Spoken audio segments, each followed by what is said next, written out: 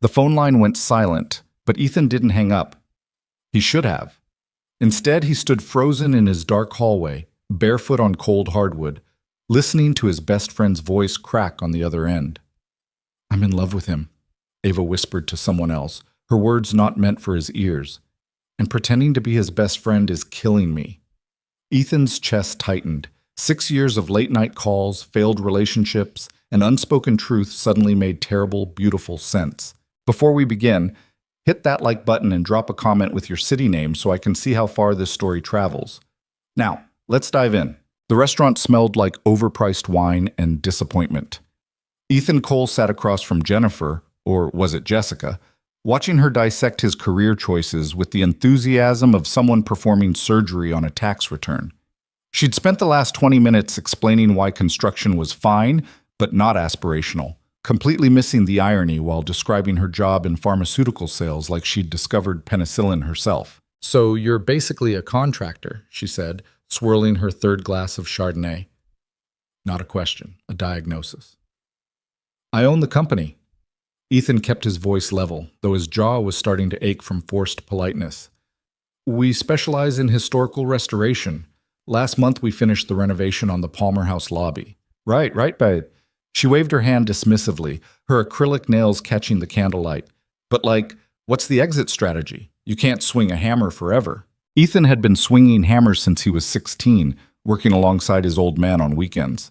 Those hammers had paid for his daughter's private school, her art classes, the comfortable brownstone in Lincoln Park that Jennifer or Jessica would probably call quaint in that venomous way people did when they meant inadequate. "I'm not looking to exit," he said. "I built something I'm proud of." She made a sound somewhere between a cough and a laugh. "That's very blue-collar noble of you." The waiter appeared like divine intervention, setting down 2 plates of something that cost $40 and looked like a child's art project. Ethan stared at the 3 ravioli arranged in a sad triangle, garnished with what appeared to be a single basil leaf, having an existential crisis. This was date number 8 since his buddy Marcus had convinced him to get back out there. 8 different women. 8 variations of this exact conversation. The details changed: marketing executive, corporate attorney, financial analyst, but the script stayed the same. They were all successful, attractive, appropriately aged, and completely exhausting. "Your profile said you have a daughter?" Jennifer Jessica cut into her ravioli with surgical precision. "How old?" 6. "Her name's Claire." "And the mother?" Here it was. The question that always came, delivered with that particular tone that tried to sound casual, but landed somewhere between a job interview and a police interrogation. "She passed away 3 years ago. Car accident." The woman's face did that thing faces do when people don't know whether to look sympathetic or terrified that grief might be contagious. She settled on sympathetic, but her eyes had already started calculating exit strategies. "That must be hard," she said, the same way you'd comment on difficult traffic. "We manage." "And you have family help? Your parents?" "My mom helps when she can. Otherwise, it's just me and Claire." He watched her process this information, saw the exact moment she mentally filed him under too complicated. Single dad, dead wife, full-time kid, blue-collar job that didn't come with stock options. He'd become an expert at reading the micro-expressions that preceded polite excuses. They finished dinner making small talk about Chicago weather and the latest Netflix series Ethan hadn't watched because he spent his evenings having tea parties with stuffed animals and reading chapter books about dragons. When the check came, she insisted on splitting it, which Ethan appreciated less as a gesture of equality and more as a signal that there wouldn't be a second date. Outside the restaurant, she kissed his cheek with the warmth of someone completing a business transaction. "This was nice," she lied. "Yeah," he lied back. She was in an Uber before he'd finished unlocking his truck. Ethan sat in the driver's seat for a long moment, watching the city lights blur through the windshield. Saturday night in Chicago, and he was heading home alone. Again. Not that he'd wanted to invite Jennifer Jessica anywhere, but the principle stung. 32 years old, decent-looking enough, financially stable, and dating felt like applying for jobs he didn't want at companies that wouldn't hire him anyway. His phone buzzed. A text from Marcus. "How'd it go?" Ethan typed back, She called me blue-collar noble. 3 dots appeared, disappeared, appeared again. Finally, ouch. Want to grab a beer? Can't. Babysitter's only until 11. Next week then. Hang in there, man. Ethan tossed the phone onto the passenger seat and started the engine. The drive home took 15 minutes, enough time to mentally catalog everything wrong with the evening. The conversation had been like chewing aluminum foil. She'd asked about his daughter the way someone asks about a houseplant. Polite acknowledgement of its existence without any actual interest in its well-being. And that comment about exit strategies had burrowed under his skin like a splinter. He wasn't ashamed of what he did. Cole & Sons Restoration had been his father's dream before the heart attack took him 5 years ago. Ethan had inherited more than a business. He'd inherited a legacy of craftsmanship, a crew of skilled workers who'd become family, and a reputation for quality that had clients booking 18 months out. He made good money. Not tech startup money, not corporate executive money, but enough to provide Claire with everything she needed and most of what she wanted. So why did he keep forcing himself through these dinners with women who made him feel like he needed to apologize for his life? The brownstone was dark except for the living room lamp when he pulled into the driveway. Through the window, he could see his mom, Carol, asleep on the couch with her book open on her chest. She'd probably dozed off around 8:30, same as always, after Claire had gone to bed. Ethan let himself in quietly, locking the deadbolt behind him. Carol stirred, blinking up at him with that groggy confusion of someone yanked from a good dream. "Oh, honey, you're back early. Date was a bust." He helped her to her feet, steadying her elbow. "Sorry for waking you." "You didn't. I was just resting my eyes." The same thing she'd been saying since he was 10. "How early is early?" 10:15. "Ouch." She patted his cheek with maternal sympathy. "The lawyer?" "Pharmaceutical sales." "Ah, the one who looked like a news anchor?" "That's the one." Carol grabbed her purse from the side table, giving him that look mother's perfect over decades. The one that said, "I love you and I'm worried about you," without requiring words. "You know, you don't have to force this, dating, I mean. If you're not ready..." "It's been 3 years, Mom. Grief doesn't follow a schedule, sweetheart. I'm not grieving anymore." The words came out sharper than he intended. He softened his voice. "I just want to find someone. Claire should have..." He didn't finish the sentence, but Carol understood. Claire should have a mother figure. Claire should have a complete family. Claire deserved better than a dad who was still figuring out how to braid hair and navigate the social politics of first-grade birthday parties. "Claire has you," Carol said firmly, "and she's thriving. Don't rush into something because you think you're supposed to." After she left, Ethan climbed the stairs to check on his daughter. Claire's room smelled like lavender detergent and strawberry chapstick. She was sprawled across her twin bed in a tangle of princess sheets, her dark hair fanned across the pillow, one arm wrapped around the stuffed elephant Ava had given her for her 4th birthday. Ethan stood in the doorway, watching her breathe. This small human who'd come into the world 7 weeks early, screaming and pink and terrifyingly fragile. He'd been 26, married less than a year, completely unprepared for fatherhood. Then Sarah had died, and he'd been even less prepared for single parenthood. But somehow, they'd survived. More than survived. Claire was smart, funny, kind. She cried during sad movies and laughed at terrible jokes and asked impossible questions about death and stars and whether dogs could understand English. She was the best thing he'd ever done, even on days when parenting felt like trying to assemble IKEA furniture in the dark. He pulled her door halfway closed and retreated to his own room. The bedroom was too quiet. That was the worst part about living alone with a 6-year-old. The evenings had this hollow quality, like the house itself was holding its breath. Ethan changed into sweatpants and an old DePaul t-shirt, then stood in the middle of the room, restless and tired at the same time. He knew what he wanted to do, what he always did after these disasters. His phone sat on the nightstand, screen dark, waiting. It was 10:47 p.m. Late, but not too late. Not for her. Ethan picked up the phone, scrolled to favorites, and pressed the name at the top of the list. She answered on the second ring. "Let me guess." Ava Sinclair's voice came through warm and slightly amused. "She spent the whole night talking about her rescue dog's Instagram account?"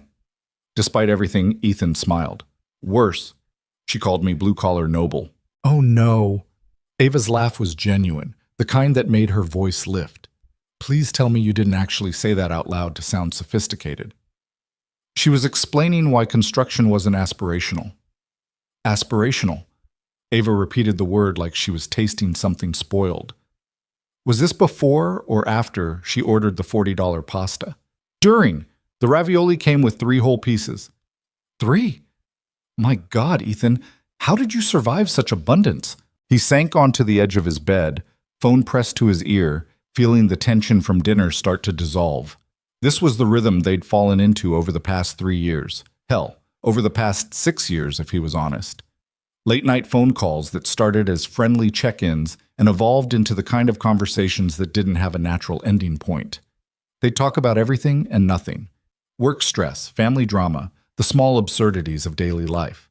With Ava, nothing felt performative. He didn't have to be the competent single dad or the successful business owner. He could just be tired, frustrated, human. Tell me she didn't do the thing where she asks about your exit strategy, Ava said. Oh, she did the thing. Of course she did. Because heaven forbid you actually enjoy your career without monetizing it into venture capital. Ava Sinclair understood careers. At 30, she'd built Helix Solutions from a garage startup into one of Chicago's fastest-growing tech companies. The business press called her a prodigy. Fortune had put her on their 30 under 30 list 3 years running. She'd given a TED Talk about artificial intelligence that Ethan had watched twice without fully understanding but had made him proud anyway. By all logic, she should have been insufferable. Wealthy, successful, brilliant, the kind of person who inspired equal parts admiration and resentment. But Ava had remained Ava. Still laughed at stupid jokes, still texted him photos of dogs she saw on her morning runs, still answered her phone at 11 p.m. on a Saturday to talk him down from bad dates. How was your night? Ethan asked. Please tell me it involved something more exciting than my ravioli trauma. Define exciting. I spent 4 hours on a video call with our Singapore office arguing about server architecture. That does sound exciting. I'm a riot at parties. He could hear her moving, probably pacing her apartment the way she did when she was winding down from work. Although I did order Thai food that came with more than 3 ravioli, so I'm winning. Bragging about your superior pasta to dollar ratio. That's cold, Sinclair. She laughed again, and something in Ethan's chest loosened. This was what had been missing from dinner, the ease, the comfort of talking to someone who actually knew him, who didn't need him to perform or prove anything. So, Ava said, her voice shifting to something gentler. Scale of 1 to 10, how terrible was it really? Ethan lay back on the bed, staring at the ceiling. 7, maybe 8. She wasn't mean, just we had absolutely nothing in common. She spent 20 minutes explaining her skincare routine. 20 minutes? There were serums involved, multiple serums, plural. Ethan, you wash your face with bar soap. Exactly. I think she could smell my lack of exfoliation. Tragic. You'll die alone with your pores. That's what I'm afraid of. The words slipped out before he could stop them. Too honest, too raw. The silence on the other end lasted half a second too long. When Ava spoke again, her voice had lost some of its lightness. You won't die alone. You're just dating the wrong people. I'm starting to think there are no right people, just variations of wrong. That's the post-date depression talking. You always get morbid after these things. She wasn't wrong. Every failed date left him feeling more discouraged, more convinced that he'd used up his one chance at love, and now he was just going through the motions, hoping to stumble into something that felt even halfway genuine. Marcus keeps telling me to lower my expectations, Ethan said. Marcus is an idiot. He means well. He's still an idiot. You shouldn't have to lower your expectations. You should just... She trailed off. Should just what? Nothing. Never mind. But it wasn't nothing. Ethan had known Ava long enough to recognize when she was editing herself, holding something back. It happened sometimes during these calls, moments where the conversation would hit an invisible wall and she'd redirect, change the subject, retreat into safer territory. You were going to say something, he pressed. It's late. You've had a long night. Ava. Ethan. She matched his tone, deflecting with humor. Don't use your serious dad voice on me. I don't have a serious dad voice. You absolutely do. It's the same voice you use when Claire tries to negotiate bedtime. He couldn't argue with that. Fine, but you're allowed to have opinions about my dating life. That's literally what these calls are for. Is it? Something flickered in her voice, too quick to identify. I thought these calls were for me to mock your terrible restaurant choices. That too. Multi-purpose calls, very efficient. They talked for another hour, or Ava talked, about the Singapore server crisis, about her assistant's upcoming wedding, about the stray cat that had started hanging around her building's back entrance. Ethan listened, occasionally interjecting, mostly just letting her voice fill the quiet spaces of his room. It occurred to him, not for the first time, that these calls with Ava were the best part of his day. Not just after bad dates, but in general. Even good days felt incomplete until he'd talked to her, shared the small victories and frustrations that made up a life. That should probably concern him. The fact that his best friend had become his primary emotional outlet. But it didn't.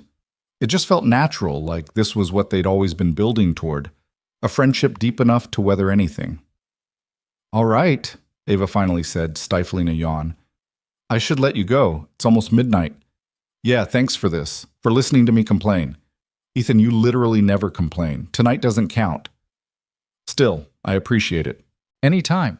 That's what friends are for, right? Right. There was a pause, comfortable but weighted with something Ethan couldn't quite name. Get some sleep, Ava said softly. Tomorrow's Sunday. Make pancakes with Claire. Forget about pharmaceutical sales lady. Her name was Jennifer, I think. You think? Honestly, I'm not sure. I might have been calling her Jessica all night. Oh, Ethan. No wonder she left early. In my defense, she didn't seem to notice. Ava's laugh was the last thing he heard before she said goodnight. Talk tomorrow? Yeah, tomorrow. He expected the line to go dead, expected the familiar click of disconnection. It didn't come. Ethan pulled the phone from his ear, checking the screen. The call was still active, still connected. Ava must have forgotten to hang up, probably got distracted by something in her apartment. He was about to disconnect when he heard her voice again, distant and muffled, clearly not meant for him. No, I'm done. Just finished talking to Ethan. A pause. Someone else speaking, too faint to make out. Then Ava again, clearer now, closer to the phone. Yeah, another bad date. He sounded pretty discouraged. Ethan should have hung up, should have given her privacy, but something in her tone made him freeze, phone still pressed to his ear, barely breathing. I know I should tell him, Ava said, her voice dropping to something raw and tired. I know. But how am I supposed to do that? How am I supposed to say... She stopped. The silence stretched. When she spoke again, her voice cracked. I'm in love with him, Rebecca. I've been in love with him for 6 years, and pretending to be his supportive best friend while he dates other women is destroying me. Ethan's entire world tilted. His bedroom, the house, the city outside his window, everything went silent except for Ava's voice on the other end of the phone, confessing a truth that rewrote their entire history. Every time he calls after these dates, I tell myself this is good. He's moving on. He's healing. And maybe if I just stay quiet long enough, I'll stop feeling like this. But it never stops. It just gets worse. The other voice, Rebecca, her assistant, murmured something sympathetic. No, I can't tell him, Ava continued, sounding close to tears. What would I even say? Hey, I know your wife died and you're trying to rebuild your life, but surprise, your best friend has been secretly in love with you this whole time? That's not fair to him. He needs support, not complications. He needs a friend. Ethan sat frozen on his bed, phone gripped so tight his knuckles had gone white. 6 years. She'd said 6 years. That meant his mind raced backward, calculating. 6 years ago, he'd still been married. Sarah had been alive. Claire had been a baby. I should have distanced myself after Sarah died, Ava was saying. I should have stepped back, given him space to grieve and move on with someone appropriate. Someone who didn't have all this history and baggage and... She stopped abruptly. Rebecca, I can't keep doing this. I can't keep being the person he calls when he's lonely. Because I'm lonely too, and he has no idea. He has no idea that every time he describes these women, what they looked like, what they talked about, whether he liked them, it feels like dying a little. And I smile and joke and tell him he'll find someone eventually, Because that's what friends do. That's what I'm supposed to do. Ethan's heart was hammering so hard he could feel it in his throat. His hands were shaking. He should hang up, end this invasion of privacy. Process this information alone, in silence, like an adult. But he couldn't move. Couldn't think. Couldn't do anything except listen to Ava Sinclair, brilliant, successful, untouchable Ava Sinclair, quietly fall apart 4 blocks away. The worst part is, I think I knew, Ava continued, her voice barely above a whisper. I think I knew even before Sarah died that I had feelings for him. But he was married and happy, and I convinced myself it was just admiration, just friendship. And then after the accident, when he needed support, I thought maybe these feelings would fade, that they were just misplaced grief or guilt or something temporary. She laughed, bitter and broken. 3 years, Rebecca. 3 years of watching him try to date. 3 years of listening to him describe women who are wrong for him in ways he can't even see. And I'm supposed to smile and nod and help him process his feelings while mine eat me alive. Why don't you just tell him? Rebecca's voice finally came through clearly. Because he doesn't feel the same way. Ava's answer was immediate, certain. He calls me his best friend. He trusts me. He relies on me. That's not love. That's friendship. And if I confess how I feel, I lose even that. I lose everything. Ethan's throat had gone completely dry. He tried to swallow and couldn't. What if you're wrong? Rebecca pressed. What if He's not, Ava cut her off. Trust me. If Ethan Cole had romantic feelings for me, I'd know.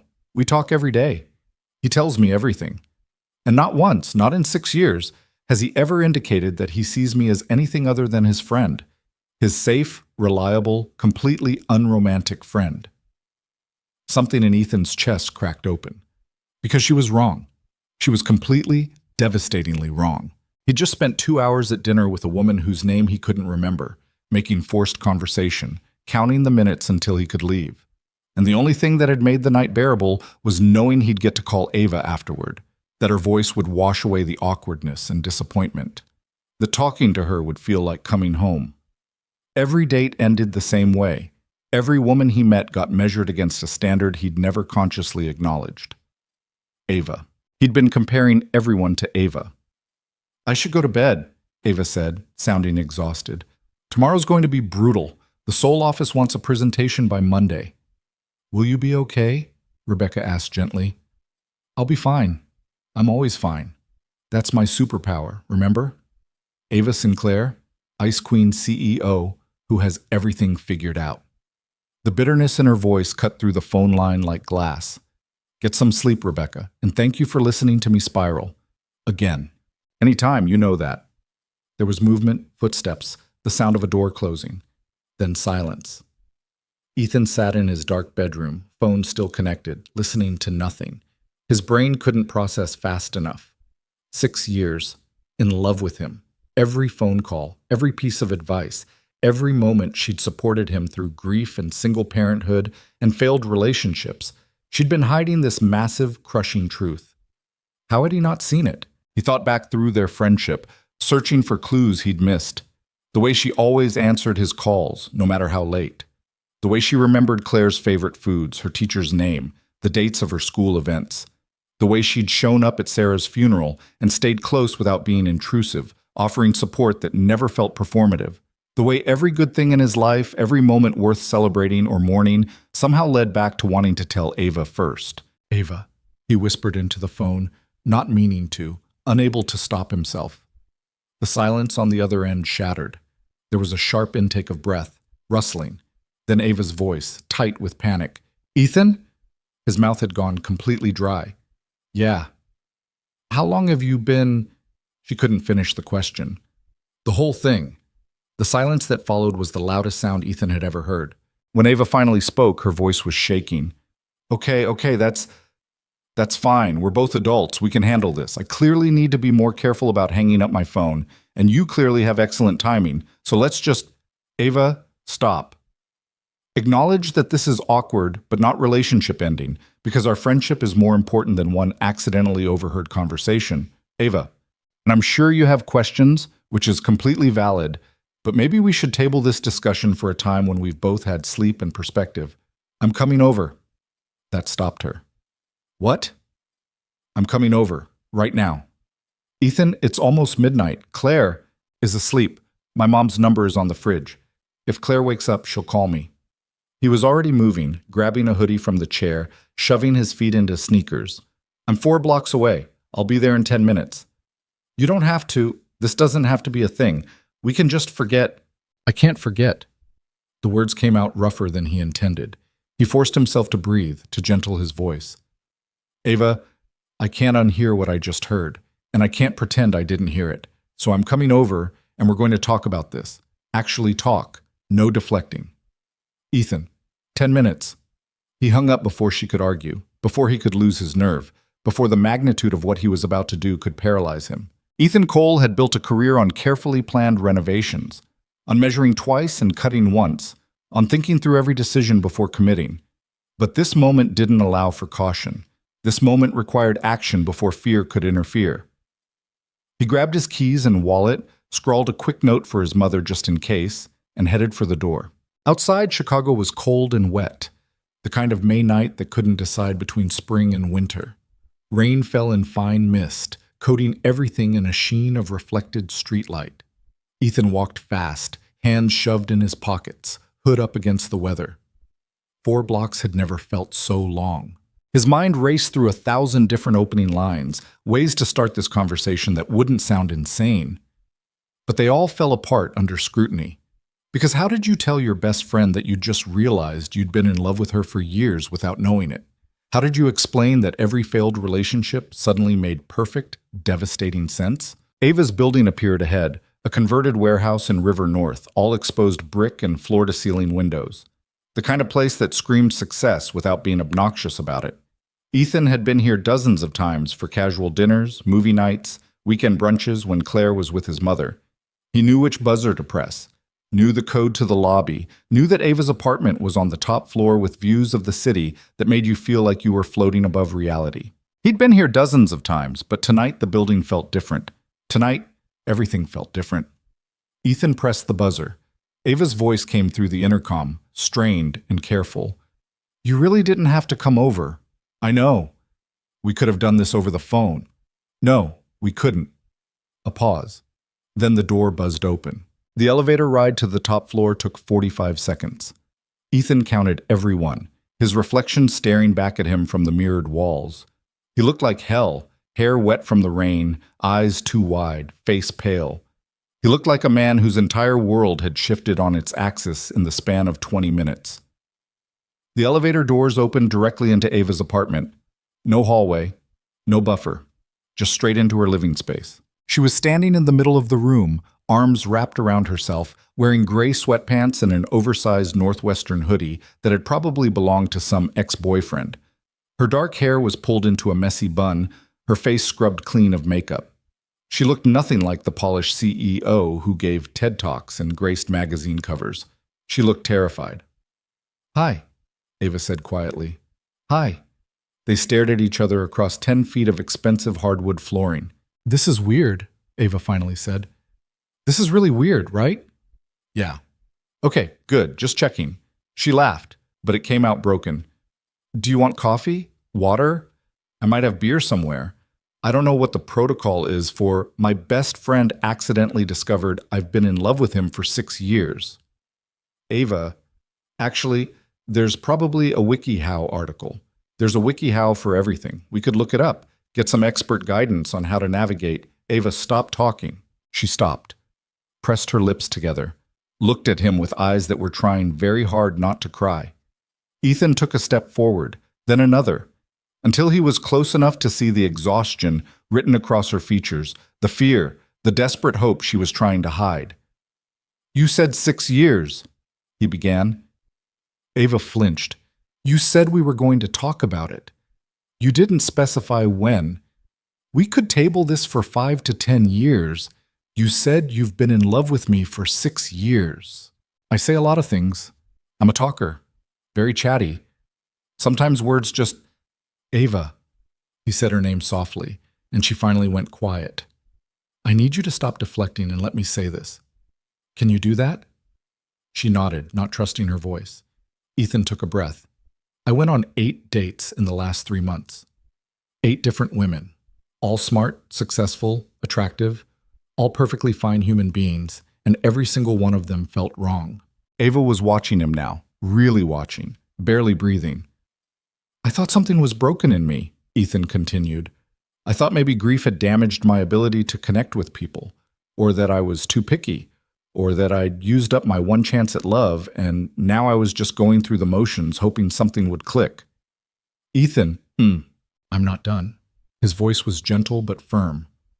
Tonight, sitting across from a woman whose name I genuinely cannot remember, all I could think about was getting home so I could call you, because the best part of these dates is always afterward, talking to you, hearing you laugh, feeling like myself again. Ava's eyes were shining now, tears gathering but not falling. And just now, listening to you tell Rebecca that you've been in love with me, his voice cracked. He pushed through it. Everything suddenly made sense. Every failed relationship, every woman who didn't feel right, every time I'd imagine a future with someone and it felt incomplete. He took another step closer, close enough now that he could see her pulse racing in her throat. They all felt incomplete because they weren't you. The tears spilled over. Ava raised a shaking hand to her mouth. I don't know when it happened, Ethan said. I don't know if it's been 6 years or 3 years or 6 months, but somewhere along the way you stopped being just my best friend. You became the person I measured everyone else against, the person who made everything better just by existing, the person I couldn't imagine my life without. You're just saying this because you feel guilty, Ava whispered, because you heard me, and now you think you have to. I'm saying this because it's true. He reached out slowly, giving her time to pull away. When she didn't, he took her hand. Her fingers were ice cold. I'm saying this because I spent 2 hours tonight with someone who treated me like a checklist item, and all I wanted was to be here. With you. Where I always want to be. Ava was crying openly now, tears streaming down her face. This is insane. We're best friends. We've been friends for 6 years. We can't just. Why not? Because what if it doesn't work? What if we try this and it ruins everything? I can't lose you, Ethan. I can't. You won't lose me. He squeezed her hand. Ava, you're not going to lose me. You don't know that. I know that I'd rather risk everything than spend another night pretending the best part of my life is just friendship. Her breath hitched. What happens after tonight? It was the same question she'd asked Rebecca, the same fear underlying everything. Ethan pulled her closer until there was barely any space between them. He could see every detail of her face, the freckle near her left eye, the small scar on her chin from a childhood accident she'd told him about years ago, the way her lashes clumped when she cried. After tonight, he said quietly, you stop being just my best friend. You stop pretending you're okay listening to me talk about other women, and I stop looking for something I already found. Ethan, I'm in love with you too. The words felt huge and terrifying and completely right.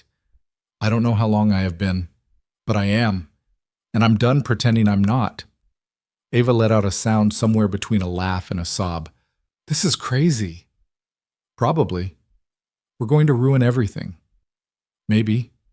Claire, what about Claire? What if this doesn't work and she gets hurt? Claire adores you. She has for years. That doesn't change. He reached up with his free hand, gently wiping away her tears with his thumb. But if you don't want this, if this isn't what you want, tell me now. Tell me, and we'll go back to how things were. I promise. Ava looked up at him, eyes red and wet and full of something that made his heart stop. I've wanted this for 6 years, she whispered. I've wanted you for 6 years. Then stop fighting it. For a long moment they just stood there, hands clasped, breath mingling in the small space between them. The city glittered beyond the floor-to-ceiling windows. Somewhere below, traffic moved through rain-slicked streets. The world continued turning. But in Ava's apartment, time had stopped. Ethan leaned in slowly, giving her every chance to pull back, to change her mind, to retreat into safety. She didn't. When their lips met, it wasn't dramatic or earth-shattering. It was soft and tentative and scared. It was 6 years of unspoken longing compressed into a single moment. It was the feeling of finally coming home to a place he hadn't known he'd been searching for. Ava's hands came up to grip the front of his hoodie, pulling him closer. Ethan wrapped his arms around her, feeling her shake against him. From cold or fear or relief, he couldn't tell. Maybe all three. When they finally pulled apart, both of them were breathing hard. "Okay," Ava said shakily. "Okay. Okay? This is happening. We're doing this. Holy shit, we're actually doing this." Ethan laughed, pressing his forehead against hers. "We're doing this. I'm terrified." "Me too." "What if—" "No what ifs." He pulled back just enough to look at her properly. "Not tonight. Tonight, can we just be here? Can we just be honest about this without overthinking it?" Ava nodded, fresh tears spilling over, but this time she was smiling through them. 6 years, Ethan. I've loved you for 6 years, and you had no idea. I'm an idiot. You really are. I'm sorry." "Don't be." She reached up, cupping his face in her hands. "Don't you dare apologize for not reading my mind. This isn't your fault. This is just life. Messy, complicated, terrible timing life." He kissed her again, longer this time, deeper. When they broke apart, Ava was looking at him like he'd hung the moon. "Stay," she said quietly. "Just for a little while. I don't want you to leave yet." So Ethan stayed. They moved to the couch, still tangled together, talking in quiet voices about everything and nothing. About the 6 years they'd spent dancing around this. About the moment Ava had realized she loved him. About how Ethan had been too blind to see what was right in front of him. The conversation eventually gave way to comfortable silence. Ava curled against his side, her head on his shoulder, one hand resting over his heart. Ethan played with her hair, marveling at how natural this felt. How right. At some point, he'd need to go home, check on Claire, process what had just happened, figure out how to navigate this massive shift in his life. But not yet. For now, he just held Ava Sinclair in the quiet of her apartment and let himself feel something he hadn't felt in years. Hope. Ethan woke to sunlight streaming through unfamiliar windows and the disorienting realization that he wasn't in his own bed. For a confused half-second, panic flared. Then memory returned in a rush. The phone call, the confession, Ava's apartment, the kiss that had rewritten everything he thought he knew about his life. He was still on Ava's couch, though sometime during the night they'd migrated to a more horizontal position. Ava was curled against him, her face pressed into his shoulder, one arm draped across his chest. She was still asleep, breathing slow and even, completely unguarded in a way he'd never seen before. Ethan's phone buzzed insistently from his pocket. He extracted it carefully, trying not to wake her. 3 missed calls from his mother, 2 texts. The first text, "Claire's fine, having breakfast, take your time." The second, "Actually don't take too much time. She has a birthday party at 2. Ethan checked the clock on the wall.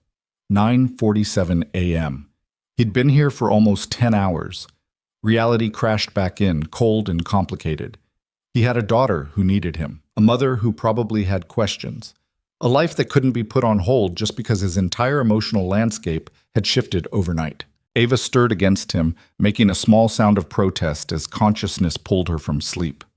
Her eyes opened slowly, unfocused and confused. Then she saw him, and awareness flooded her features. "Oh," she said softly. "You're still here." "Yeah. I thought maybe I dreamed the whole thing." "Same." They stared at each other in the morning light, both acutely aware of how different everything was. How terrifying. Last night had felt suspended in amber, separate from real life. But morning brought consequences, questions, a world outside this apartment that would demand explanations neither of them knew how to give. "I have to go," Ethan said, hating how the words sounded, like retreat, like regret. Something flickered across Ava's face. Disappointment, understanding, maybe relief. "Right, of course. Claire. She has a birthday party at 2, and my mom probably thinks I died in a ditch somewhere." "Did you tell her where you were going?" "I left a note that said I'd be back soon. That was 10 hours ago." Ava sat up, running her hands through her tangled hair. She looked rumpled and vulnerable and absolutely beautiful. "What are you going to tell her?" "I don't know." Ethan stood, immediately missing the warmth of her beside him. "What am I supposed to say? Sorry I disappeared all night, Mom, but I just realized I'm in love with my best friend?" That would certainly be honest. It would also give her a heart attack. Ava pulled her knees to her chest, wrapping her arms around them. The gesture made her look younger, uncertain.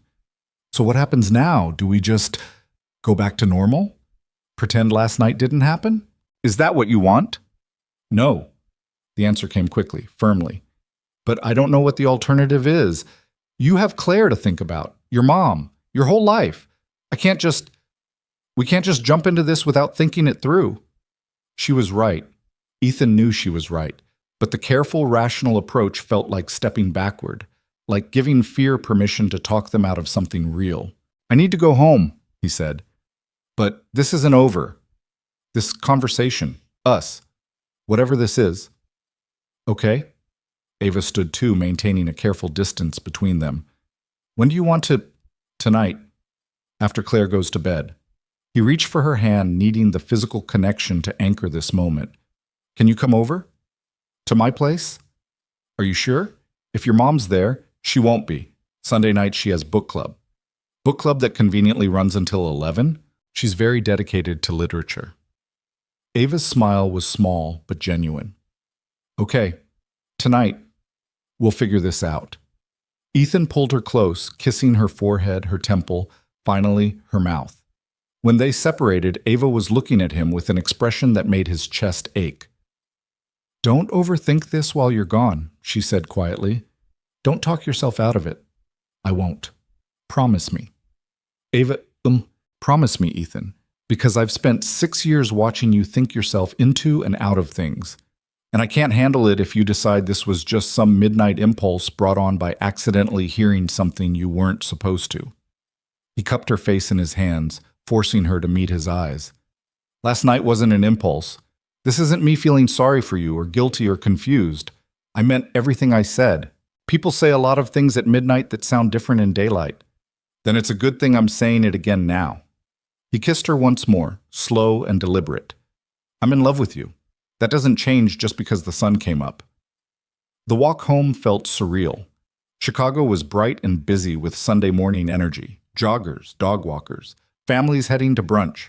Normal people living normal lives, completely unaware that Ethan's entire world had reorganized itself overnight. He let himself into the brownstone to find Claire at the kitchen table, still in her pajamas, surrounded by colored pencils and construction paper. His mother was at the stove, making what smelled like French toast.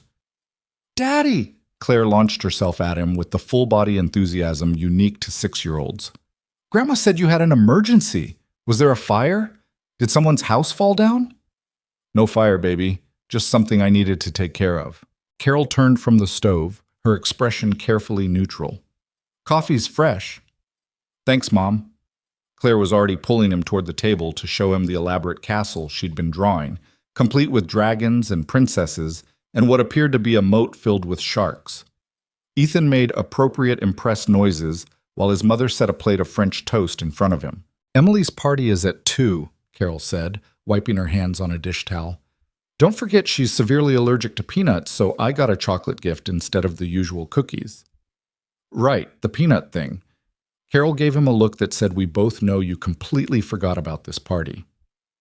The present is wrapped and on the hall table. Party's at that indoor playground in Wicker Park. I'll take her if you need to. No, I've got it. Ethan forced himself to focus. Thanks for staying over last night. I'm sorry I was gone so long. Want to tell me where you were? Claire was absorbed in adding more sharks to her moat, not listening. Still, Ethan lowered his voice. Ava's place. His mother's eyebrows rose fractionally. Everything okay? Yeah, we just had some things to talk about. Until 10 in the morning? It was complicated. Carol studied him for a long moment, and Ethan had the uncomfortable feeling she could read every thought in his head. His mother had always been unnervingly perceptive. Well, she finally said, I'm glad you two worked out whatever it was. Ava's a good friend. The word friend landed strangely, feeling both inadequate and presumptuous. What was Ava now? Not just a friend anymore, but girlfriend felt too casual, too teenage for what they'd acknowledged last night. Yeah, Ethan managed. She is. He spent the rest of the morning in a fog, going through the motions of Single Dad Sunday. Breakfast with Claire, helping her pick out an outfit for the party. Finding the gift on the hall table where his mother had left it, perfectly wrapped with a bow, Claire immediately tried to add glitter to. The party was loud chaos. 30 screaming children hopped up on pizza and cake, running through an obstacle course of foam blocks and trampolines. Ethan stood with the other parents along the wall, making small talk about school districts and summer camps, while his brain ran endless loops of last night's conversation. I'm in love with him, and pretending to be his best friend is destroying me. They all felt incomplete because they weren't you. I've wanted this for 6 years. Emily's mother cornered him near the juice boxes. You look exhausted. Rough night? Something like that. Tell me about it. Emily had a nightmare at 3 a.m. about zombie unicorns. I don't even know where she got that from. Ethan smiled automatically, watching Claire navigate the rope climb with intense concentration. She'd always been fearless about physical challenges, throwing herself at obstacles that made other kids hesitate. She had Sarah's determination, Sarah's stubborn refusal to admit when something was too difficult. The thought of his late wife brought a complicated tangle of emotions. Guilt wasn't quite the right word. Sarah had been gone 3 years, and she would have wanted him to move on, to find happiness again.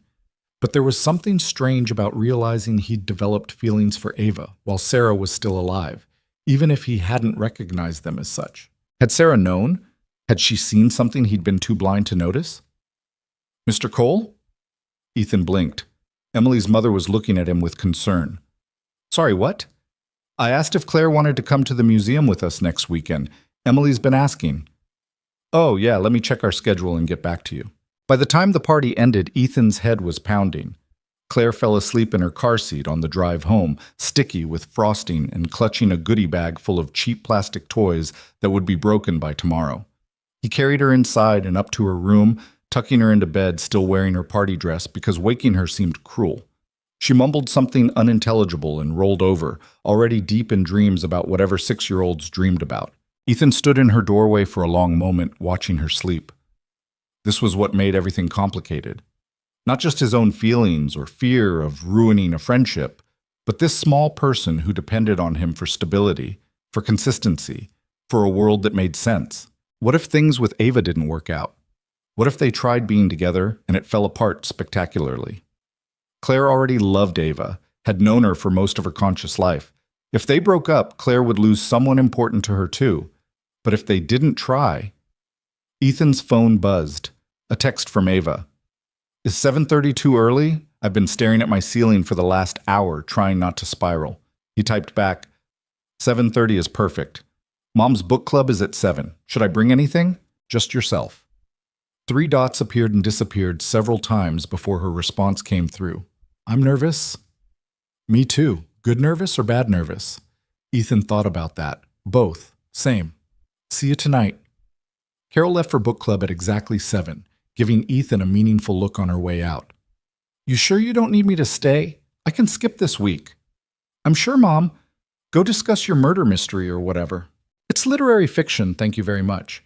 Very serious stuff about generational trauma and the immigrant experience. Sounds thrilling. It really is. She kissed his cheek.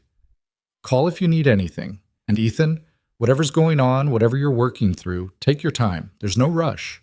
After she left, Ethan paced his living room like a caged animal. He straightened the couch pillows, picked up Claire's scattered toys, started coffee he didn't want. The house felt too quiet, too full of anticipation. At 7:28, the doorbell rang. Ethan opened the door to find Ava standing on his front step, looking as nervous as he felt. She was wearing jeans and a simple blue sweater, her hair loose around her shoulders. No CEO armor tonight, just Ava. Hi, she said. Hi. They stood there for an awkward beat before Ethan stepped aside. Come in. Ava had been to his house countless times, but tonight she moved through the space like it was unfamiliar territory. She sat on the edge of the couch, hands clasped in her lap, radiating tension. Ethan sat beside her, leaving a careful foot of space between them. So, Ava began. So. This is weird. Very weird. She laughed shakily. We used to be good at talking to each other. We still are, we're just... Ethan searched for the right word. Adjusting. Is that what we're calling this? Adjusting? What would you call it? Terrifying, exciting, Possibly the stupidest thing we've ever done. She finally looked at him properly. I've been thinking all day about what happens next, and I keep coming back to the same problem. Which is, we've been friends for 6 years, Ethan. That's a long time. That's a foundation. And I'm scared that if we try to turn this into something romantic and it doesn't work, we'll lose all of it. The friendship, the trust, everything we've built. Ethan had been thinking the same thing, but hearing Ava voice it made it more real, more immediate. So what are you saying? That we shouldn't try? I'm saying we need to be smart about this. We need to think about Claire, about our families, about what failure would actually mean. You're already planning for failure? I'm being realistic. Ava's voice had an edge now. You have a daughter who loves me. If this goes wrong, she doesn't just lose you and me. She loses the relationship we have. That's not fair to her. And if it goes right, then she gains something she's been missing. A complete family. Ava's expression softened. But that's a huge if, Ethan. Relationships are hard enough without adding in all our history and complications. Ethan leaned back, running his hands through his hair. So what do you want to do? Set ground rules? Take things slow? I don't know. Maybe. She turned to face him fully. What do you want? What did he want? The question should have been simple, but the answer was tangled up in fear and hope, and 6 years of history he couldn't separate from present feelings. I want to try, he finally said. I want to see if this thing between us is as real as it felt last night, but I also don't want to rush into anything that could hurt Claire. So we take it slow. How slow are we talking? Because I'm pretty sure we already skipped a few steps. Ava's laugh was more genuine this time. Fair point. We did kind of jump from friends to I'm in love with you without much middle ground. Can we do middle ground retroactively? I don't think that's how it works. They fell into silence, both thinking. Outside, a car passed, its headlights briefly illuminating the living room before fading back to shadows. What if we don't tell anyone yet? Ava suggested. Not your mom, not my team, not Claire. We just take some time to figure out what this is without external pressure. Ethan considered that. You want to keep it secret? Not secret, private. There's a difference. Is there? Secret implies shame. Private just means we're protecting something until we're sure of it. It made sense in theory, but something about it felt wrong. Like they'd be hiding, sneaking around, treating this thing between them as illicit instead of honest. How long? Ethan asked. I don't know. A few weeks? A month? Long enough to know if we're actually compatible as more than friends. We already know we're compatible. We've been compatible for 6 years. As friends, yes, but romantic relationships are different. They require different things. Ava was using her CEO voice now, logical and strategic. We need to date properly, do things couples do. See how we function in that context before we involve other people. You want to date me in secret, in private, while pretending to everyone else that we're still just friends. Exactly. Ethan studied her face, trying to understand what was driving this need for caution. Fear, obviously. But fear of what specifically? Failure? Judgment? Or something deeper, the loss of control that came with admitting feelings that had been hidden for 6 years? Ava, he said gently, are you having second thoughts about this? No. The answer came too quickly. Maybe. I don't know. She stood abruptly, pacing to the window. Last night felt so clear, so right. But now in the daylight, with real life and consequences and all the ways this could go wrong, I'm scared, Ethan. I'm really scared. Of what? Of losing you. She turned to face him, tears threatening. You're my best friend. You're the person I call when everything else is falling apart. And if we try this and it fails, I lose that. I lose the most important relationship in my life. You won't lose me. You can't promise that. Yes, I can. No, you can't. Her voice rose, frustration bleeding through. People promise that all the time. We'll stay friends if it doesn't work out. But they never do, because you can't go back to friendship after you've crossed that line. You can't unsee someone that way. Ethan stood, crossing to where she stood by the window. You're right, we can't go back. But that doesn't mean we lose everything. It means we move forward into something different. Or we crash and burn and spend the rest of our lives awkwardly avoiding each other at mutual friends' parties. Is that really what you think would happen? I think it's possible, and the possibility terrifies me. He took her hands, feeling how cold they were despite the warmth of the house. Ava, I can't promise this will work. I can't promise we won't hurt each other, or make mistakes, or discover we're better as friends. But I can promise I won't disappear from your life. Whatever happens, we figure it out together. How can you be so sure? Because I know you. Because I know myself. Because our friendship isn't some fragile thing that shatters the first time we hit a rough patch. He pulled her closer. We've already been through rough patches. Sarah's death, your company almost going under 2 years ago, every failed date and bad day and moment of crisis. We didn't bail on each other then. Why would we start now? Ava leaned her forehead against his chest, her breath shaky. This is different. It is, but we're not. They stood like that for a long moment, Ethan holding her while she processed, fought with herself, tried to logic her way through feelings that defied logic. Finally, she pulled back enough to look up at him. Okay. Okay? Okay, we try, but slowly and privately, at least at first. I need time to adjust to this without feeling like everyone's watching to see if we fail. I can do slow, I can do private. Can you really? Because you're terrible at keeping secrets. I kept my feelings for you secret for however long I've had them. That's because you didn't know you had them, which doesn't count. Despite everything, Ethan smiled. Fair point. Ava reached up, touching his face with careful fingers. I meant what I said last night. I've loved you for 6 years. That doesn't just go away because I'm scared. Then stop being scared. I can't just turn it off. Then be scared with me instead of alone. Something in her expression shifted, softened. She rose on her toes and kissed him, and this time it felt less like jumping off a cliff and more like coming home. When they broke apart, Ava was smiling through tears. We're really doing this. We're really doing this. We're both idiots. Probably. She laughed, the sound watery but genuine. So what does slow look like? Do we schedule official dates? Set boundaries? Make lists? You want to make lists about our relationship? I make lists about everything. It's how I process. Of course it is. Ethan guided her back to the couch, pulling her down beside him. This time there was no careful distance. She curled against his side like she belonged there. How about we start with this? We see each other when we can, but we don't force it. We let things develop naturally. Naturally, but privately. Right. When we're together in public, we're still friends. When we're alone, he trailed off, not quite sure how to finish that sentence. When we're alone, we figure out what we are, Ava finished. Exactly. It wasn't a perfect plan. It probably wasn't even a good plan, but it was a start, a framework they could adjust as needed. Ava tilted her head up to look at him. What about Claire? When do we tell her? Not yet. Not until we're sure this is going somewhere. That seems smart, although she's probably going to notice something's different.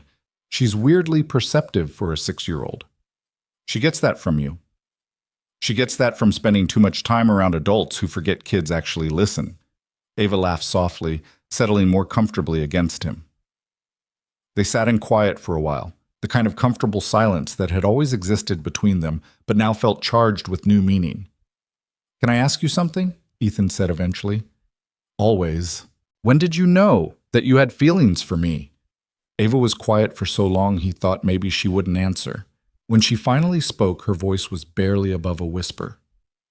Do you remember that barbecue at Marcus's place? 4 years ago, summer, the one where it rained and everyone had to squeeze onto his tiny covered porch? Ethan searched his memory. Vaguely. Sarah was still alive. She was. You two were doing that thing couples do where you finish each other's sentences, and I remember watching you with her and thinking how lucky she was. How lucky you both were to have found that kind of partnership. Ava, let me finish. She took a breath. And then Claire started crying because she was tired and overwhelmed, and Sarah was in the middle of a conversation, so you just scooped Claire up and took her inside to calm her down. You were gone maybe 15 minutes. When you came back, you had this spot of baby drool on your shoulder and Claire was asleep against your chest, and you were so gentle with her, so patient. She paused, and Ethan felt his throat tighten. And I remember thinking, that's the kind of father I'd want for my kids someday. Except it wasn't abstract, it wasn't someday, it was specifically you. And I realized I wasn't just admiring you as a friend. I was imagining a life with you that I had no right to imagine because you were married and happy and not mine. Ava, bo e umpo imbasiva. I felt so guilty, Ethan, like I was betraying Sarah just by having those thoughts. So I pushed them down. Convinced myself it was just admiration, just friendship, and then she died, and you fell apart, and all I could think was now's not the time. There would never be a right time. Ethan pulled her closer, his own eyes stinging. I'm sorry. For what? For not seeing it sooner, for making you wait, for every time I called you about another woman when you were… Don't. She pressed her fingers to his lips. Don't apologize for living your life. You were grieving. You were trying to move on. I wouldn't have wanted you to stay stuck just because I had feelings you didn't know about. Still nothing. She replaced her fingers with her lips, kissing him softly. We're here now. That's what matters. They stayed on the couch until nearly 10, talking in the quiet way they always had, but with a new dimension of honesty. Ava told him about the night she'd cried after particularly painful phone calls about his dates. Ethan admitted how many times he'd almost said something, almost crossed a line, then talked himself out of it because the timing felt wrong. What if we'd done this sooner? Ava wondered aloud. Right after Sarah died. Or a year ago. Would it have been easier? Or we would have imploded faster? Grief makes people do strange things. True. She checked her phone, wincing at the time. I should go. Early meeting tomorrow with the Tokyo office. Do you have to? Unfortunately, yes. Running a company means very little control over my schedule. Ethan walked her to the door, reluctant to let the evening end. On the front step, Ava turned to face him, moonlight catching in her hair. So this is really happening, she said. We're really trying this. We're really trying this. I'm still terrified. Good. Me too. Means we're taking it seriously. She smiled, rising on her toes to kiss him one more time. Good night, Ethan Cole. Good night, Ava Sinclair. He watched her walk to her car, watched her drive away, then stood on his front step for a long moment, trying to process everything that had shifted in the last 24 hours. Inside, the house was silent. Ethan climbed the stairs to check on Claire, who was still fast asleep, clutching her stuffed elephant. He stood in her doorway, watching her breathe, and felt the weight of responsibility settle over him like a familiar coat. Whatever happened with Ava, this was what mattered most. Claire's happiness, her stability, her sense of safety in the world. But maybe, just maybe, there was room for his happiness too. Ethan's phone buzzed with a text from Ava. Made it home, already missing you. He smiled, typing back, same, sleep well, you too. And Ethan? Yeah? Thank you. For hearing me last night, for taking the risk, for being you, always. He pocketed his phone and headed to his own room, feeling lighter than he had in years. Terrified, yes. Uncertain about the future, absolutely. But for the first time since Sarah died, he felt like he was moving towards something instead of just away from grief. And that was something worth the risk. The first week of pretending nothing had changed was harder than Ethan expected. They'd agreed on private, on slow, on careful. What he hadn't anticipated was how difficult it would be to maintain the facade of friendship when every instinct screamed to reach for her hand, to kiss her hello, to acknowledge out loud what had shifted between them. Monday morning, Ava texted him a photo of her coffee with the caption, "Barista wrote Ave on my cup. I've been coming here for 3 years." Ethan replied, "Maybe they think you're a very formal street or a Latin greeting. Hail Ave, full of caffeine." It felt normal, easy, like always. Except now every text carried an undercurrent of something deeper, something they couldn't name in public.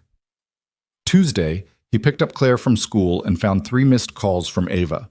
He called back while Claire was showing him her art project, a finger painting that might have been a rainbow or possibly a car accident, he couldn't tell. "Hey, sorry, phone was in the truck. Everything okay?" Ava's voice came through tight with stress. The Singapore launch is a disaster. 3 servers crashed simultaneously, and we have clients screaming about data loss that may or may not have actually happened. I've been on calls since 4 a.m., and I might actually murder someone. Want me to come over tonight? Bring food? There was a pause. In the background, Ethan could hear voices, phones ringing, the chaos of a crisis. You don't have to do that. I know, but I want to. Another pause, longer this time. Okay. Yeah, that would be good. Pizza or Thai? Surprise me. Nothing with my own company's name in the headlines would be better, but I'll settle for food. Claire tugged on his sleeve. Daddy, who are you talking to? Ava, he said, then caught himself. This was the thing about secrets.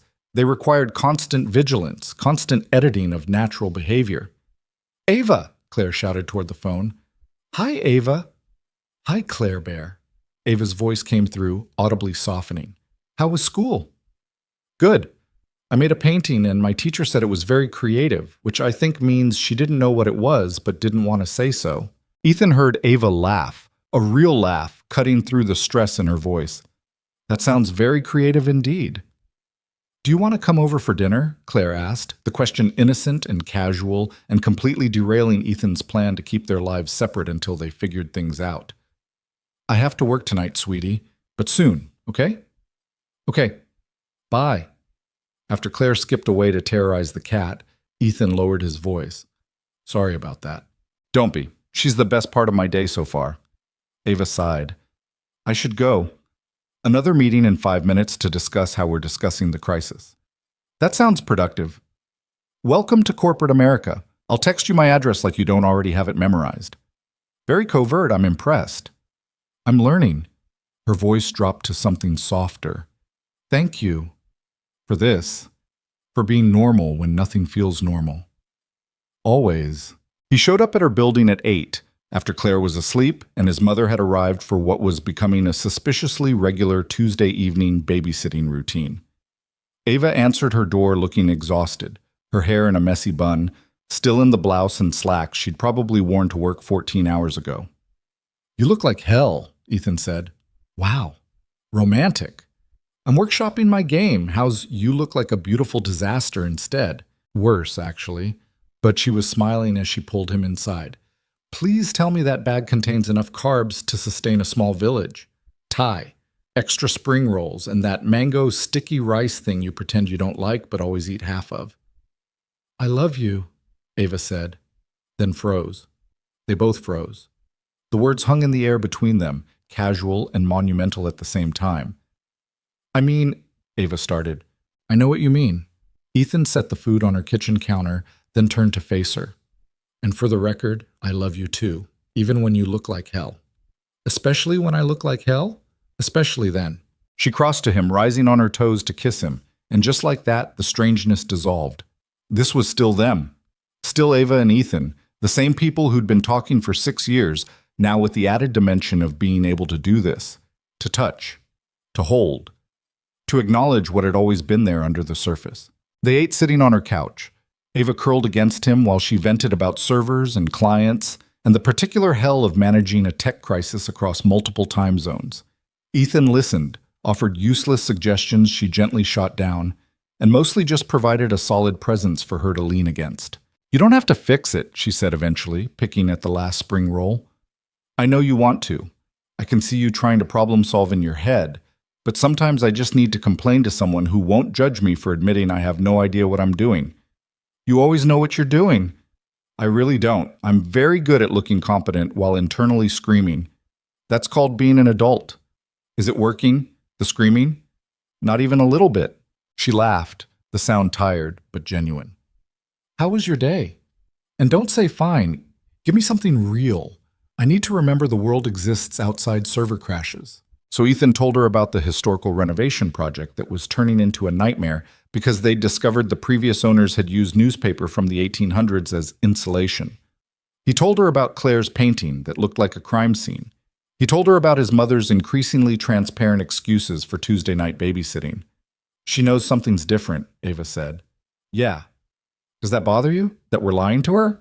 We're not lying. We're just not volunteering information. That's the definition of lying by omission, Ethan. He didn't have a good counter to that. They'd been navigating this gray area for less than a week, and already the cracks were showing. Not in their relationship, that part felt surprisingly solid, but in maintaining the pretense that nothing had changed. Do you want to tell people? He asked. Ava was quiet for a long moment. I don't know. Part of me does. Part of me wants to shout it from the roof that we're finally doing this. But the practical part of me knows it's too soon. We haven't even been on a real date yet. This isn't a real date? This is you bringing me food during a work crisis. That's friendship behavior. With making out? With making out, she conceded. So maybe friend plus territory. Is that what we are? Friends plus? I have no idea what we are. That's kind of the whole problem. Ethan shifted so he could look at her properly. You want labels? I want clarity. I want to know what to call this so I stop feeling like I'm lying every time someone asks about my personal life. What do people ask? My assistant asked if I was seeing anyone. At the board meeting last week, one of the investors tried to set me up with his nephew. My mother calls every Sunday to ask why I'm not married yet. Ava rubbed her temples. And every time I have to pretend I'm single and fine with it, when actually I'm whatever this is with you. Tell them you're seeing someone. And when they ask who, tell them it's private. Ethan, I run a company that's constantly in the press. Nothing about my life is private. If I say I'm seeing someone, people will dig until they figure out who, and then it's not just our secret anymore. She was right, and he hated that she was right. His life was relatively anonymous, a small business owner in a city full of them. But Ava's face had been on magazine covers. Her company was valued in the hundreds of millions. Her dating life would be gossip fodder. So what do we do? He asked. I don't know. Keep doing this, I guess. Taking it slow. Figuring out if we're actually compatible outside of friendship. We're compatible. We've been compatible for 6 years. That's what you keep saying, but we don't actually know that. Ava sat up, putting some distance between them. We've never navigated relationship things. We've never had to compromise on couple decisions or deal with the mundane frustrations of actually being together. We've had the luxury of friendship, all the emotional intimacy without the daily friction. You think we'll have friction? Everyone has friction, Ethan. That's how relationships work. He wanted to argue, but she was already pulling away, and he recognized the signs. This was Ava in CEO mode, analyzing problems, identifying potential failures before they happened. It was how she'd built her company, but it was a terrible way to approach feelings. Come here, he said quietly. I should clean up. Ava, come here. She hesitated, then sighed and moved back into his arms. Ethan held her, feeling the tension in her shoulders, the way she couldn't quite let herself relax. You're catastrophizing, he said. I'm being realistic. You're inventing problems that don't exist yet. They will exist, eventually. Maybe. Probably. But not tonight. He kissed the top of her head. Tonight, we're just two people who care about each other, eating Thai food on a couch. That's all this has to be. That simple? That simple. She was quiet for a moment, then, when did you get so wise? I have a 6-year-old. They ask impossible questions that require simple answers. Such as? Last week, Claire asked me why people die if we're supposed to be happy. How do you answer that? What did you say? I said sometimes sad things happen, but that's why we appreciate the happy things more. Then she asked if that meant we should eat ice cream for every meal to maximize happiness before we die. Ava laughed against his chest. Smart kid. Too smart. I'm in trouble when she hits teenager years. They fell into comfortable silence, the kind that had always existed between them.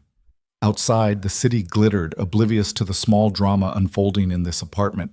Ethan thought about what Ava had said, about friction, about compatibility, about the difference between friendship and relationship. Maybe she was right. Maybe they were heading for complications they couldn't foresee.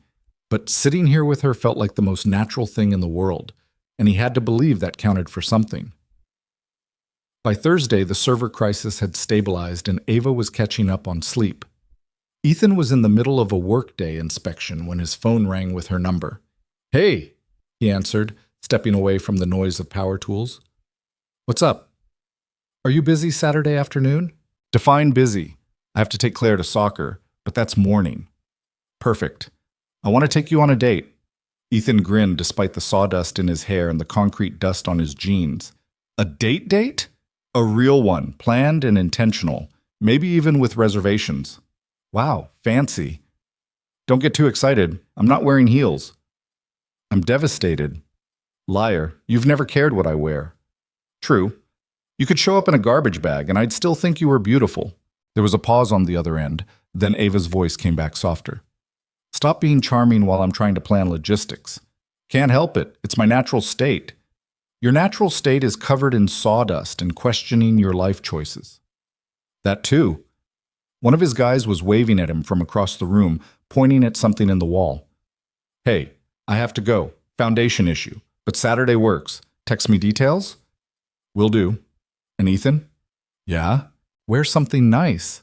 Not construction nice. Actual nice. I own nice clothes. Do you, though? Goodbye, Ava. Her laugh was the last thing he heard before hanging up. Saturday arrived with typical Chicago weather schizophrenia, sunny and 65 degrees after a week of rain. Ethan dropped Claire at soccer practice with his mother, who gave him a knowing look when he mentioned having plans for the afternoon. Plans with anyone I know? Carol asked innocently. Just a friend. Uh-huh. You're wearing your good shirt for a friend? Ethan looked down at himself. He'd chosen a dark blue button-down and jeans that didn't have paint stains. By his standards, this was formal wear. It's a nice day. Thought I'd make an effort. Of course. Well, have fun with your friend. I'll keep Claire entertained until 5. Thanks, Mom. And Ethan? Whatever you're doing, whoever you're seeing, I'm happy for you. You deserve good things. The comment caught him off guard. His mother didn't push, didn't pry, just offered support wrapped in plausible deniability. It made him feel guilty about the secret keeping and grateful for her discretion in equal measure. Ava had texted him an address in Lincoln Park, not far from his own neighborhood. When Ethan arrived, he found her waiting outside a small art gallery, wearing dark jeans and a cream-colored sweater that made her look both casual and somehow elegant. An art gallery? He said, approaching her. Too pretentious? No, I just didn't expect it. You know I minored in art history, right? I did not know that. There's still things you don't know about me, Ethan Cole. That's kind of the point of dating. She took his hand, actually took his hand right there on the sidewalk, and led him inside. The gallery was small and uncrowded, featuring a local artist who worked in mixed media. Ethan knew next to nothing about art beyond I like it or I don't. But Ava moved through the space with genuine interest, stopping to examine pieces, reading the descriptions with focus. You're humoring me, she said after the third painting. I'm not. You're doing that thing where you're trying to look interested, but you're actually thinking about work. I'm not thinking about work. Then what are you thinking about? That I like watching you look at art. You get this little crease between your eyebrows when you're concentrating. Ava touched her forehead self-consciously. I do not. You absolutely do. Right there. He reached out to smooth the spot with his thumb, and she caught his hand, holding it. We're in public, she said quietly. I know. People might see. Would that be so bad? She looked around the gallery, mostly empty except for an older couple on the far side and a bored-looking gallery attendant. I guess not. Not here. They continued through the exhibit, and slowly Ava relaxed into the hand-holding, into the casual intimacy of being together in public. She explained why certain pieces worked, broke down the techniques, told him about the art classes she'd taken in college before her tech startup had consumed her life. Do you miss it? Ethan asked. The creative side? Sometimes. But I'm creative in different ways now. Building a company is its own kind of art. Except with more server crashes. Significantly more server crashes, yes. After the gallery, they walked to a nearby cafe Ava claimed had the best coffee in Chicago. Ethan was skeptical. He was loyal to his regular spot, but he had to admit the espresso was excellent. They sat at a small table by the window, watching people pass on the street, and for the first time since this whole thing started, it felt like a normal date. Not a secret meeting, not two friends pretending, just two people getting to know each other in a new context. So, Ava said, wrapping her hands around her cup. First real date. How am I doing? Pretty well. Points for interesting location choice. Just pretty well? I'm withholding final judgment until I see what you have planned next. Bold of you to assume there's a next part. There's always a next part with you. You plan everything. She smiled. Okay, you got me. There might be a next part. The next part turned out to be a walk along the lakefront. It was warm enough that people were out in force, joggers, cyclists, families with strollers. Ethan and Ava walked close enough that their shoulders brushed, not quite holding hands, but not quite not holding hands either. Can I ask you something? Ava said after a while. Always. Do you ever feel guilty? About this, I mean. About moving on. Ethan knew she was asking about Sarah. It was a question he'd asked himself 100 times over the past week. Sometimes, he admitted. Not because I think Sarah would want me to stay alone. She'd probably be yelling at me for taking this long. But yeah, there's guilt, like I'm leaving behind the life we had. Do you think about her a lot? Still? Less than I used to, more than I probably should admit. He shoved his hands in his pockets. She's Claire's mother. She's part of our story. I don't think that ever fully goes away. Does it bother you that I asked? No, I want you to ask. I want you to know all of it, even the complicated parts. Ava was quiet for a moment, watching the lake. I never felt jealous of her, when she was alive. I admired her. She was kind and funny and clearly loved you. And I convinced myself that what I felt was just wanting that for myself someday. Not wanting you specifically, but wanting that kind of partnership. But it was me. It was always you. She glanced at him. Is that weird? That I had feelings for you while you were married? Feelings aren't a choice. Acting on them is. You didn't act on them. No, but I thought about it. After she died, when you were grieving and lost, there were moments I thought about telling you. Moments where I wondered if maybe you needed someone and I could be that person. Why didn't you? Bossy. Because you didn't need a girlfriend. You needed a friend. Someone who wouldn't complicate things more than they already were. And I knew if I told you how I felt, it would change everything between us. So I just stayed. Answered the phone when you called, showed up when you needed someone. Loved you from a distance. Ethan stopped walking, pulling her to face him. That must have been hell. Some days, yeah, but other days it felt like enough. Like being part of your life in any capacity was better than not being part of it at all. I'm sorry. For what? For not seeing it. For making you wait. For every time I called you about another woman when you were... Stop. Ava pressed her fingers to his lips, the same gesture from before. We've already had this conversation. You didn't know. You weren't trying to hurt me. And honestly, I don't know if telling you sooner would have been better. Maybe this timing is exactly right. You believe in that? Right timing? I believe in making the best of whatever timing you get. He kissed her there on the lakefront path, with joggers passing and the sun warm on their shoulders, and everything feeling both terrifying and exactly right.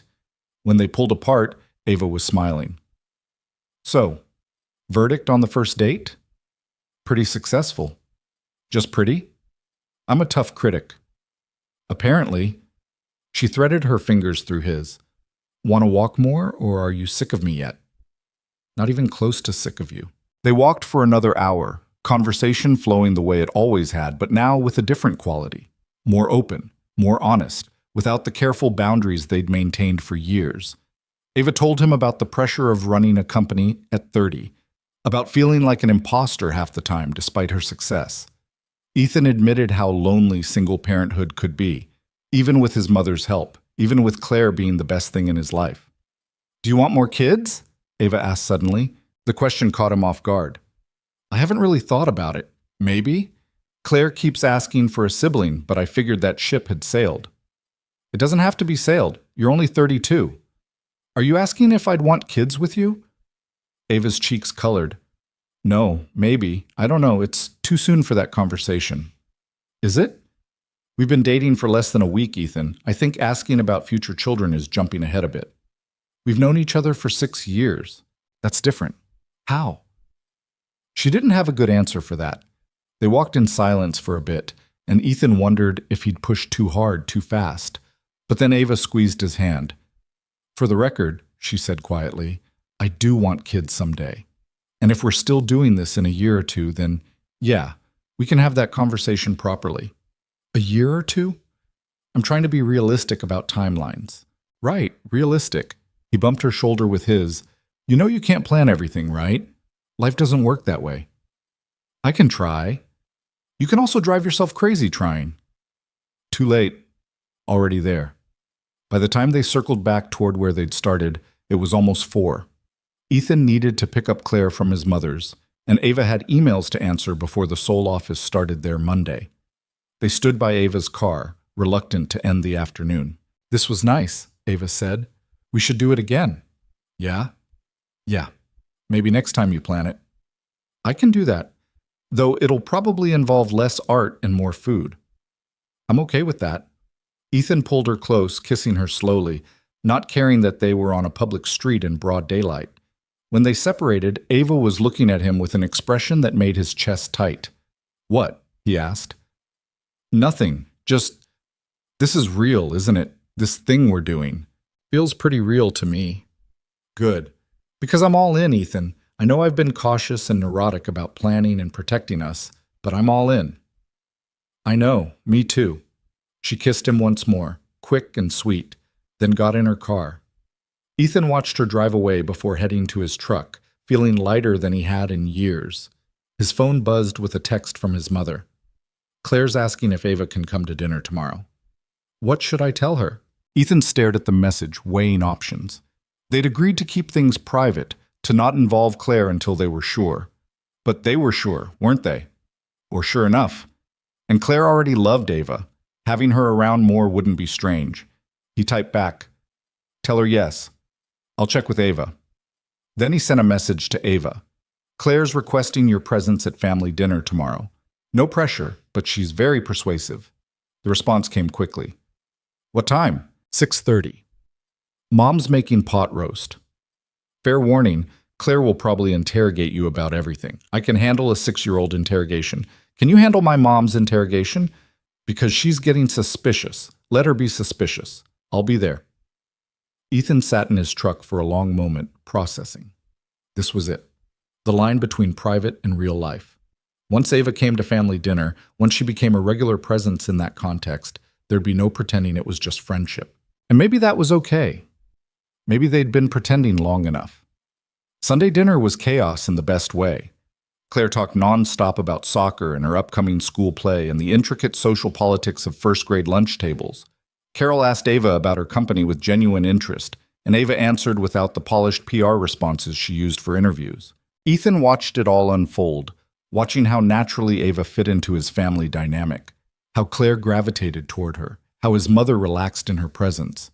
This wasn't new exactly.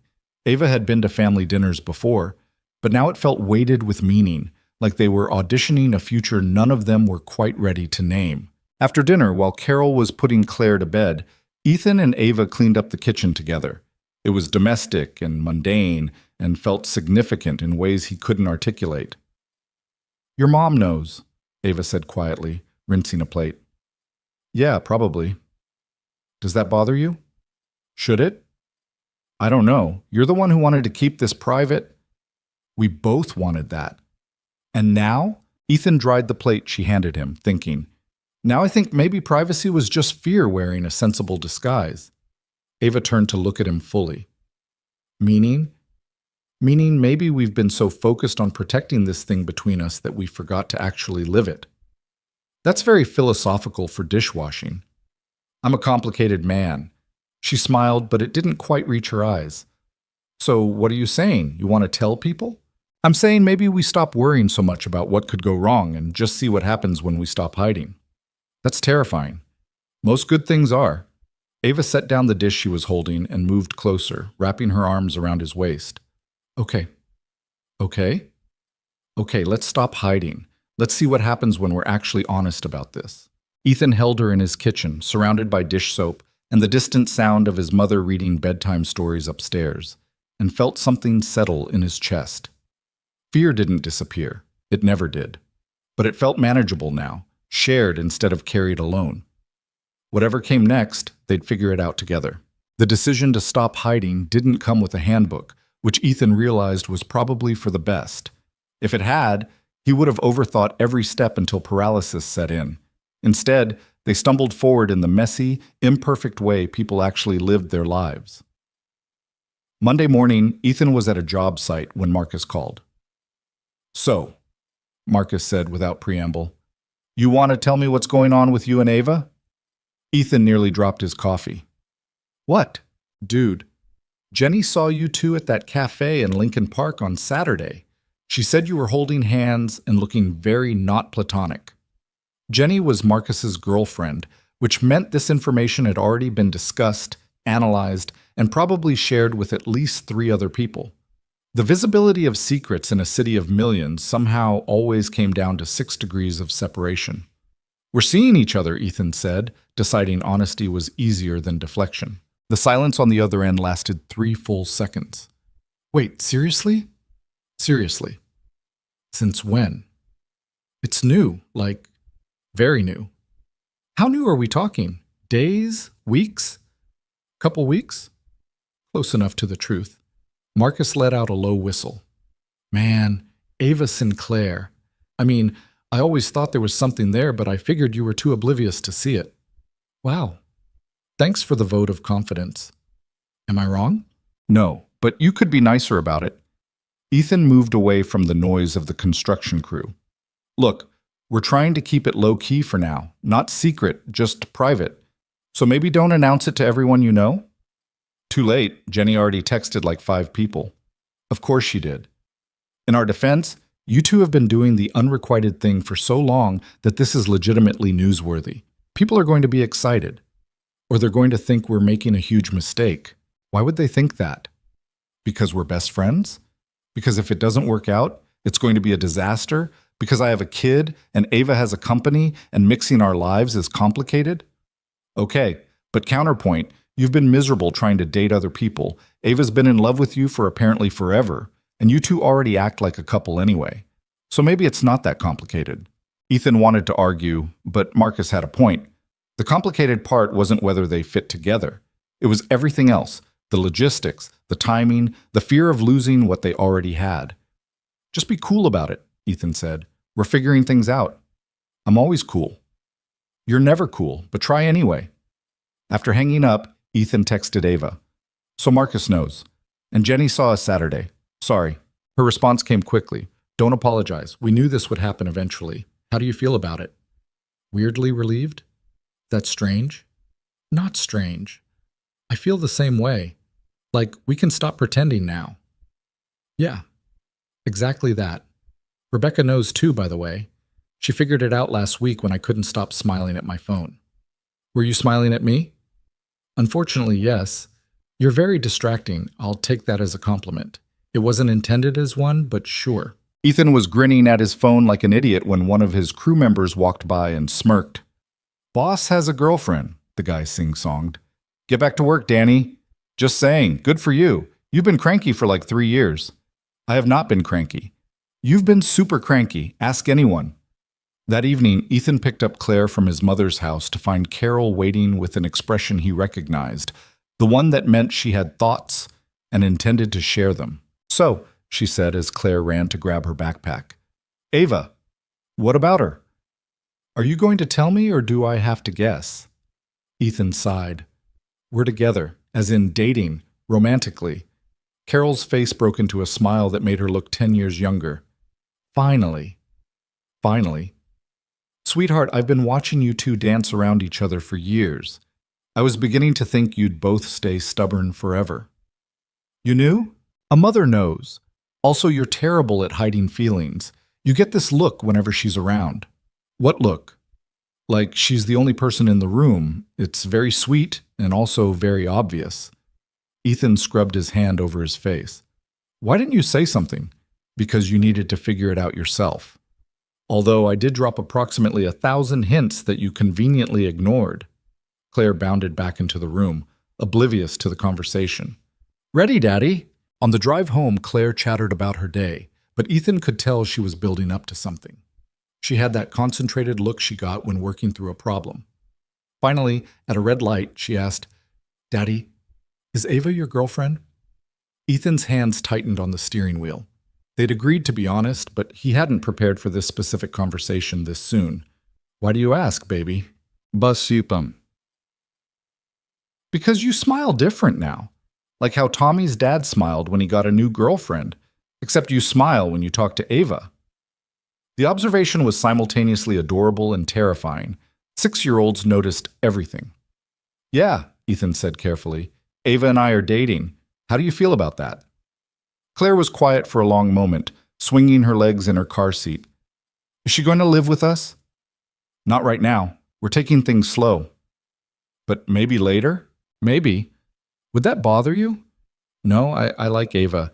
She's nice and she laughs at my jokes even when they're not funny. That's very diplomatic of her. What's diplomatic? It means she's polite even when your jokes are terrible. My jokes aren't terrible, knock knock. Who's there? Interrupting cow. Interrupting cow. Moo! Claire dissolved into giggles. Crisis averted, apparently. Ethan marveled at how children could process major life changes and immediately pivot to cow jokes. It was a skill adults desperately needed. That night, after Claire was asleep, Ethan called Ava. So I told Claire, he said. How'd she take it? She asked if you were moving in, then told me a knock-knock joke about a cow. Ava laughed.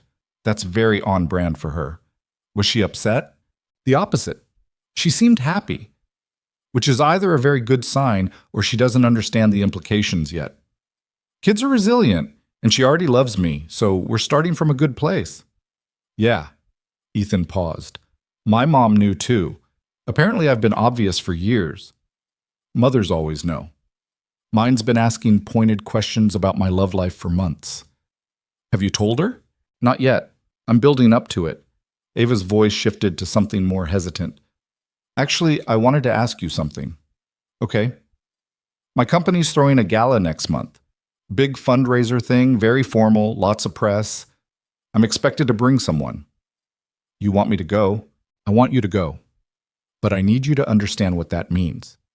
We'd be public, really public. There will be photographers and reporters and probably speculation about who you are and why Chicago's youngest tech CEO is dating a construction guy. Construction business owner, Ethan corrected automatically. Right, sorry. But you get what I mean. It's a lot of visibility. And you're worried I can't handle it? I'm worried it'll be invasive and uncomfortable and you'll hate it. Ethan thought about that. He'd never been to anything like what Ava was describing. His world was hard hats and job sites and school plays, not galas with press coverage. Will you be there? He asked. Obviously. Then I can handle it. Ethan, I'm serious. These things are... I know, and I'm serious too. If being with you means occasionally putting on a suit and smiling for cameras, I'll do it. That's part of your world, and I want to be part of your world. The silence on the other end felt weighted. When Ava spoke again, her voice was thick. You're sure? I'm sure. Although I'm going to need help with the suit situation because I definitely don't own anything appropriate for a gala. I can help with that. Rebecca knows a guy. Of course she does. Stop making fun of my assistant. She's very resourceful. They talked for another hour about nothing important. Claire's upcoming school play, Ava's meetings, the weather, normal couple things. It struck Ethan how natural it felt, how they'd slipped into this dynamic without effort. The next few weeks unfolded with surprising ease. Ava started coming to family dinners regularly. Ethan met some of her work friends for drinks. They went on actual dates, restaurants, movies, a terrible comedy show that had them laughing more at how bad it was than at the actual jokes. They also had their first real fight. It happened 3 weeks in, over something stupid that spiraled into something bigger. Ava had canceled plans last minute because of a work emergency, and Ethan had understood. He'd said he understood. But when it happened again the following week, frustration crept in. I'm sorry, Ava said over the phone, sounding genuinely distressed. The board called an emergency meeting. I can't miss it. I know. It's fine. You sound upset. I'm not upset. Ethan, I've known you for 6 years. I can hear when you're upset. I'm just... He stopped, trying to find words that wouldn't sound petulant. I feel like I'm always the one being flexible. Work comes first for you, which I get, but it would be nice to feel like I'm a priority sometimes too. The silence on the other end was cold. Are you seriously criticizing my work ethic right now? That's not what I'm doing. It sounds like exactly what you're doing. I run a company, Ethan. I have responsibilities that don't disappear just because I have a boyfriend now. I'm not asking them to disappear. I'm asking for balance. Balance? You want to talk about balance? You have a daughter who will always come first, which I completely understand and support. But don't pretend you're the only one making compromises here. That's different. Claire is a kid, and my company employs 300 people. Their livelihoods depend on me making good decisions. So where do I fall in that hierarchy? Somewhere below the board meeting but above the coffee vendor? That's not fair, isn't it? Because from where I'm standing, it feels like I'm an afterthought you squeeze in between conference calls. He heard her sharp intake of breath. You know what? Maybe this was a mistake. Maybe we were better off as friends because at least then we didn't have these expectations. The words hit like a physical blow. You don't mean that, don't I? Because this is exactly what I was afraid of. The friction, the resentment, the way relationships ruin perfectly good friendships. Ava, I have to go. The meeting's starting. She hung up. Ethan stood in his kitchen, staring at his phone, feeling like he'd just driven their relationship off a cliff over nothing. He'd been frustrated, yes, but he hadn't meant to imply she was choosing work over him. He knew how hard she worked, how much pressure she carried. He called back. It went to voicemail. He texted, "I'm sorry. I shouldn't have said that. Call me when you're done." No response. An hour passed. Then 2. Ethan put Claire to bed, his mind only half on the bedtime routine. Claire noticed because of course she did. "You're sad," she observed. "Just thinking about grown-up stuff, baby." "Did you and Ava have a fight?" "What makes you think that?" "Because you have your fight face on. It's the same face you made when Grandma said your meatloaf was too dry." "My meatloaf is not too dry." "It's a little dry, Daddy." Despite everything, Ethan smiled. "Go to sleep, troublemaker." "Are you and Ava okay?" The question was small and worried. Ethan sat on the edge of her bed, smoothing her hair back. "We had a disagreement, but we'll work it out. That's what people do when they care about each other." "Do you promise?" He wanted to promise, wanted to guarantee that everything would be fine, but he'd learned years ago not to make promises he couldn't keep. "I'm going to try really hard," he said instead. "Is that good enough?" Claire considered this seriously. "Okay, but you should probably say sorry first. That's what you always tell me." "That's very good advice." After she fell asleep, Ethan tried calling Ava again, voicemail. He sent another text. "I was wrong. You're not an afterthought, and I never should have implied you were. I'm sorry." At 11 p.m., his phone finally rang. "Hi." Ava's voice was quiet, tired. "Hi. I'm sorry I hung up on you." "I'm sorry I was an ass." "You weren't an ass. You were frustrated. And you were right." "I wasn't right." "Ethan, you were a little bit right. I do prioritize work. I always have. It's how I built the company, and it's probably not healthy, and I'm aware I'm difficult to be in a relationship with because of it." "You're not difficult." "I am. I'm demanding and controlling, and I hate when things don't go according to plan. And relationships are impossible to plan." Ethan heard the exhaustion in her voice, the vulnerability she usually kept locked down. "Where are you?" "Still at the office." "It's 11 p.m. "I know. The meeting ran long, and then I had emails and She trailed off. "I've been sitting here for an hour trying to figure out how to fix this." "You don't have to fix it. We just have to talk about it." "I'm not good at talking about feelings." "You're doing okay so far." A pause.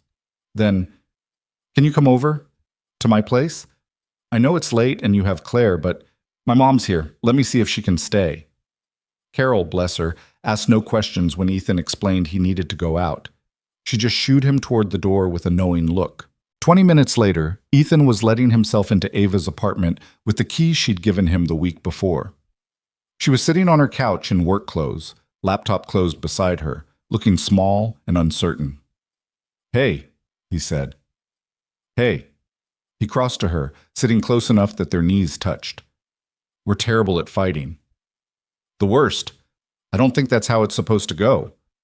"Pretty sure hanging up and avoiding each other isn't in the relationship handbook." "There's a handbook?" "Probably. We should look into it." Ava's smile was small but real. "I meant what I said about you being right. I do put work first too often, and I know that's not fair to you. And I meant what I said about being an ass. I knew you had an important meeting. I was just feeling insecure and I took it out on you." "Why insecure?" Ethan rubbed the back of his neck, uncomfortable with the honesty required. "Because sometimes I wonder why you're with me. You're brilliant and successful, and you could be dating someone who fits your world better. And then you cancel plans for work and my brain goes to, see, she's already realizing this was a mistake." Ava stared at him. "Are you serious right now?" Unfortunately, Ethan, I've been in love with you for 6 years. 6 years of watching you date other women, of hiding how I felt, of convincing myself it would never happen. And now that it finally is happening, you think I'm going to walk away because of a canceled dinner? When you put it like that, it sounds stupid. It is stupid. You're stupid. I'm stupid for not making you understand how much this means to me. She moved closer, taking his face in her hands. I'm with you because you make me laugh. Because you call me out when I'm being too intense. Because Claire told me a terrible cow joke and you smiled like she'd invented comedy.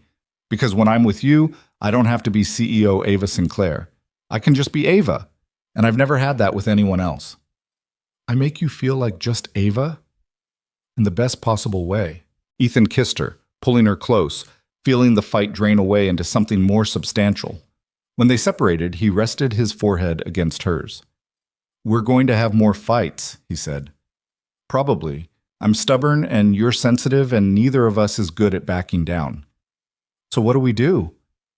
We promise to actually talk instead of shutting each other out. We promise to remember that we're on the same team, and we promise to forgive each other for being human. I can do that. Yeah? Yeah. They stayed on her couch for hours, talking through the fight, through the insecurities, through the fear that had driven both of their reactions. It wasn't comfortable, but it was necessary, and by the time Ethan left around 2 a.m., they felt more solid than before. The gala loomed closer, and with it, the reality of going fully public. Rebecca did indeed know a guy, a tailor who fitted Ethan for a suit that cost more than his monthly mortgage. Ethan tried not to think about the price tag as he stood in front of the mirror, barely recognizing himself. You look good, the tailor said with professional approval. I look like I'm playing dress-up. You look like someone who belongs next to Ava Sinclair. That was the goal, Ethan supposed. To look the part, even if he didn't feel it. The night of the gala, Carol came over to stay with Claire, who was dramatically devastated about missing what she called the fancy party. You look like a prince, Daddy, she said, circling him with serious assessment. Thank you, baby. Ava's going to think you're so handsome. I hope so. Can I stay up to see pictures? It'll be way past your bedtime. But it's a special occasion. Nice try. Normal bedtime. Claire pouted, but didn't push it. Carol gave Ethan an approving once-over. You clean up well. Thanks, Mom. Nervous? Terrified. You'll be fine. Just stay close to Ava and smile for the cameras. That's your advice? Smile? It's gotten me through 40 years of awkward social situations. The gala was being held at one of Chicago's historic hotels, the kind of place with marble floors and crystal chandeliers and a guest list full of people whose net worth exceeded small countries. Ethan arrived early, as instructed, and was immediately swallowed by the controlled chaos of event setup. Ava found him near the coat check, and for a second, he forgot how to breathe. She was wearing a midnight blue dress that was somehow both elegant and simple. Her hair swept up in a way that made her neck look impossibly graceful. She looked like she belonged in this world of wealth and sophistication, and Ethan felt the old insecurity creep back in. Then she smiled at him, and he remembered this was still Ava. Still the woman who ate Thai food on his couch and helped Claire with her homework and laughed at terrible jokes. You look incredible, she said. I was just thinking the same thing about you. Rebecca's guy did good work. She adjusted his tie slightly. Ready for this? Absolutely not. But I'm here anyway. That's all I need. She took his hand, threading their fingers together. Fair warning, there's a photo line when we go in. Local press, some business magazines, they're going to ask questions. What kind of questions? Who you are, how we met, how long we've been together. The usual invasive stuff. What do you want me to say? The truth. We're together. We've known each other for years. We're taking it one day at a time. Keep it simple. The photo line was exactly as uncomfortable as Ethan expected. Bright lights, shouted questions, cameras flashing from every angle. He kept his hand in Ava's, smiled when told to smile, and tried to ignore the way his collar felt too tight. Ava, who's your date tonight? This is Ethan Cole, Ava said easily. We've been friends for years and recently started dating. Ethan, what do you do? I own a restoration company here in Chicago. How does it feel being with one of the city's most successful CEOs? Pretty great, actually. He glanced at Ava, who was trying not to laugh. She's way out of my league. He's selling himself short, Ava interjected. I'm the lucky one. The questions continued, some professional, some intrusive, some just bizarre. By the time they made it into the actual gala, Ethan needed a drink. You did great, Ava said, guiding him toward the bar. I feel like I just ran a marathon. That was the easy part. Now comes schmoozing with donors. Oh, good. My favorite.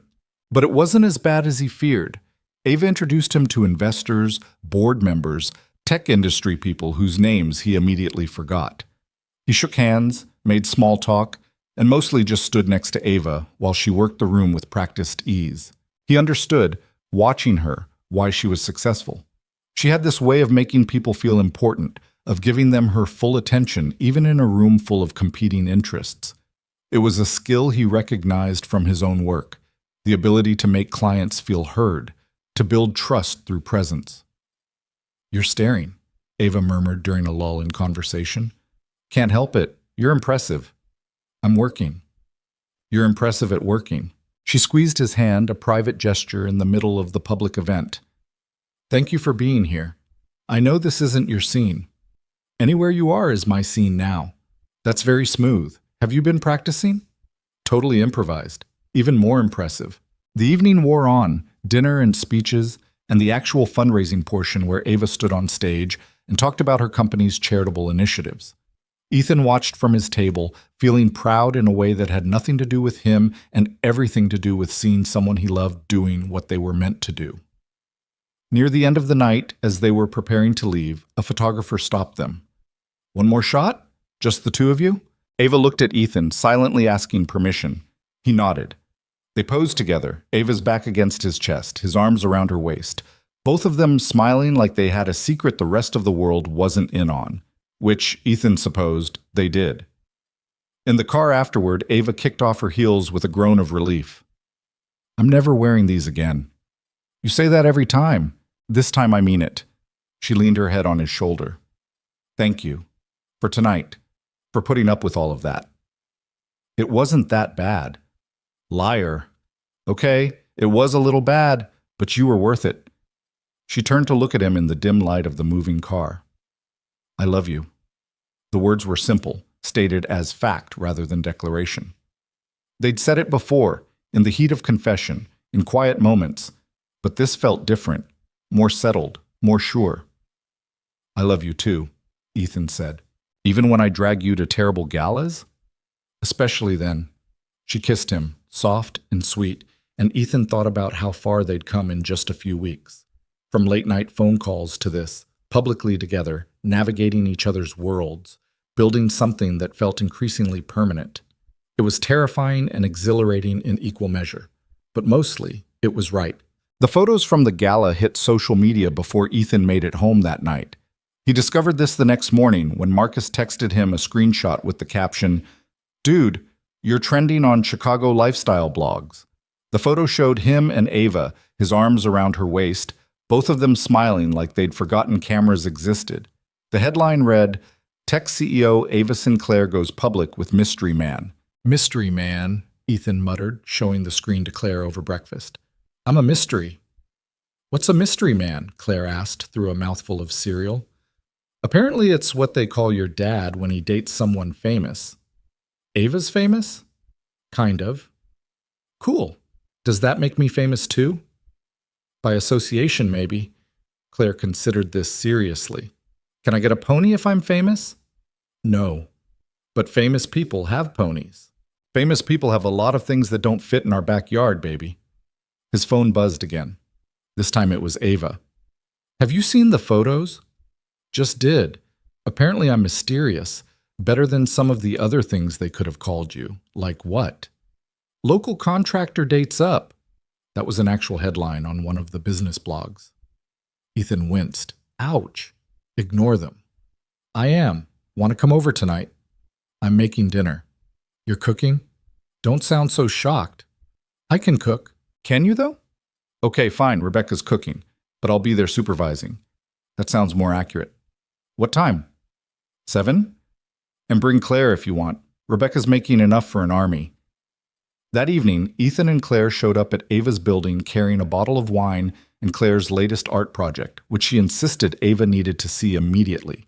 Rebecca answered the door, a tall woman in her late 20s with impressive organizational energy and a knowing smile. "So you're the mystery man," she said, shaking Ethan's hand. "Apparently that's my new title." Could be worse. Last guy she dated, they called him Tech Bro Number 3. "Rebecca," Ava called from the kitchen, "stop embarrassing me to my boyfriend." "I'm just making him feel welcome." Claire tugged on Rebecca's sleeve. "Are you Ava's friend?" "I'm her assistant, which is like a friend, but I also manage her calendar." "What's a calendar?" "The thing that keeps your Ava from completely losing track of time and living at the office forever." Dinner was chaotic in the best way.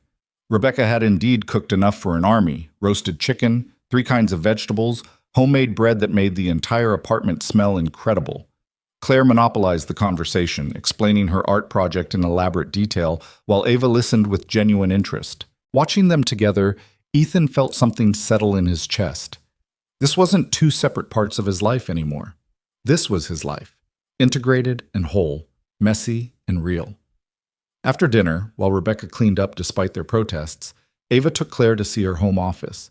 Ethan could hear them through the open door, Claire asking 1,000 questions about computers and what CEOs actually did, Ava answering with patience and humor. "They're good together," Rebecca said, appearing beside him with 2 glasses of wine.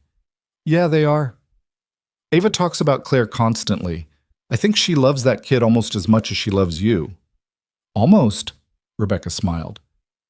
"She's been in love with you since before I started working for her 3 years ago. Every time you called, she'd get this look on her face, happy and sad at the same time. Killed me watching it. She hit it well. She's very good at compartmentalizing, comes with the CEO territory. But the feelings were always there." Rebecca took a sip of wine. "I'm glad you finally figured it out. She deserves to be happy, and you clearly make her happy." "I'm trying to.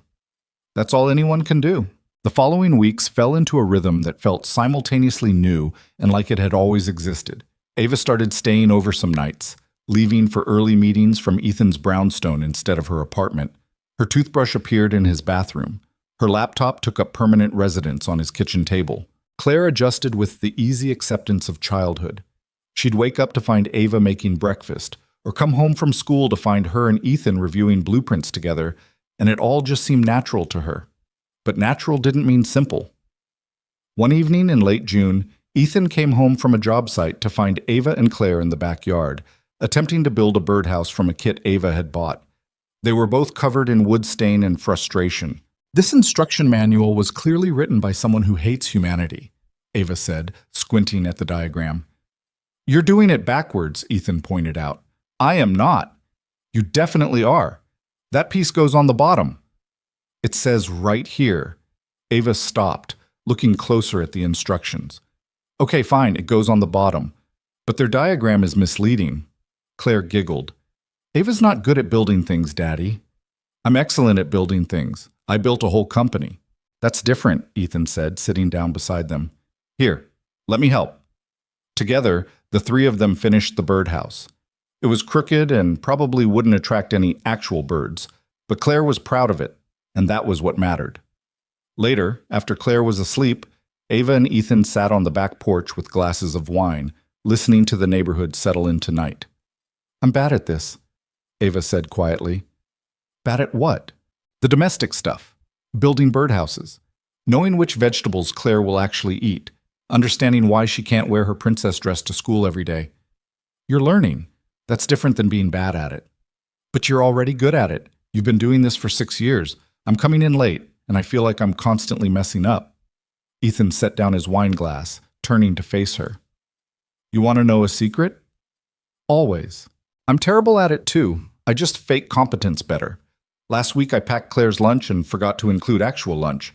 Just sent her with a bag of carrots and a juice box." "That's not true." "Completely true.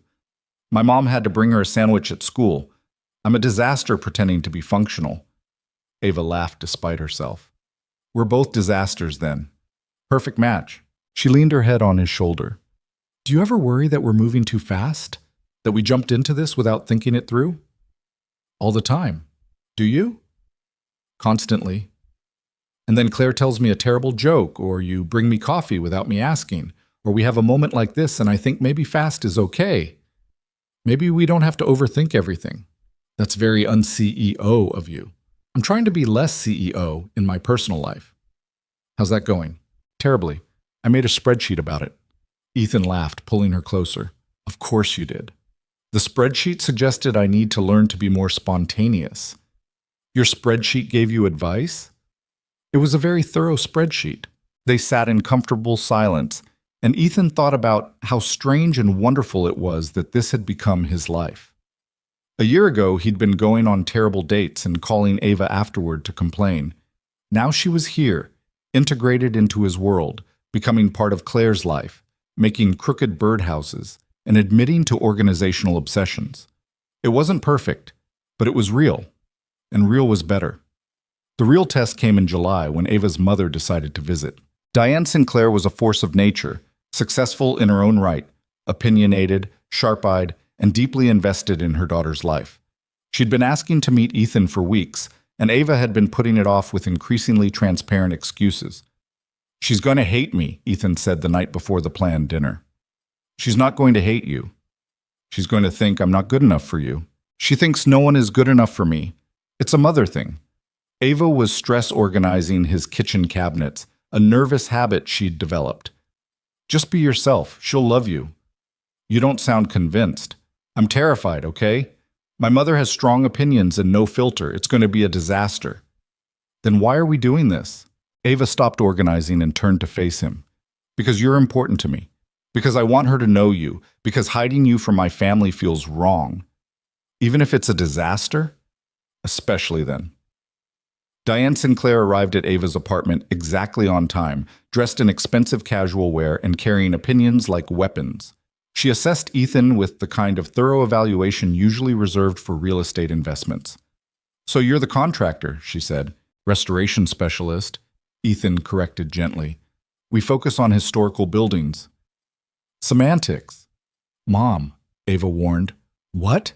I'm just trying to understand what he does. Dinner was exactly as uncomfortable as Ethan had feared. Diane asked invasive questions about his business, his finances, his plans for the future. She questioned whether he could keep up with Ava's lifestyle, whether he understood the demands of her career, whether this was really sustainable long-term. Ava tried to intervene several times, but Ethan stopped her. He understood what Diane was doing, protecting her daughter, testing him to see if he'd fold under pressure. With all due respect, Mrs. Sinclair, Ethan said during a particularly pointed question about income disparity. I'm not with your daughter because of her money or her status.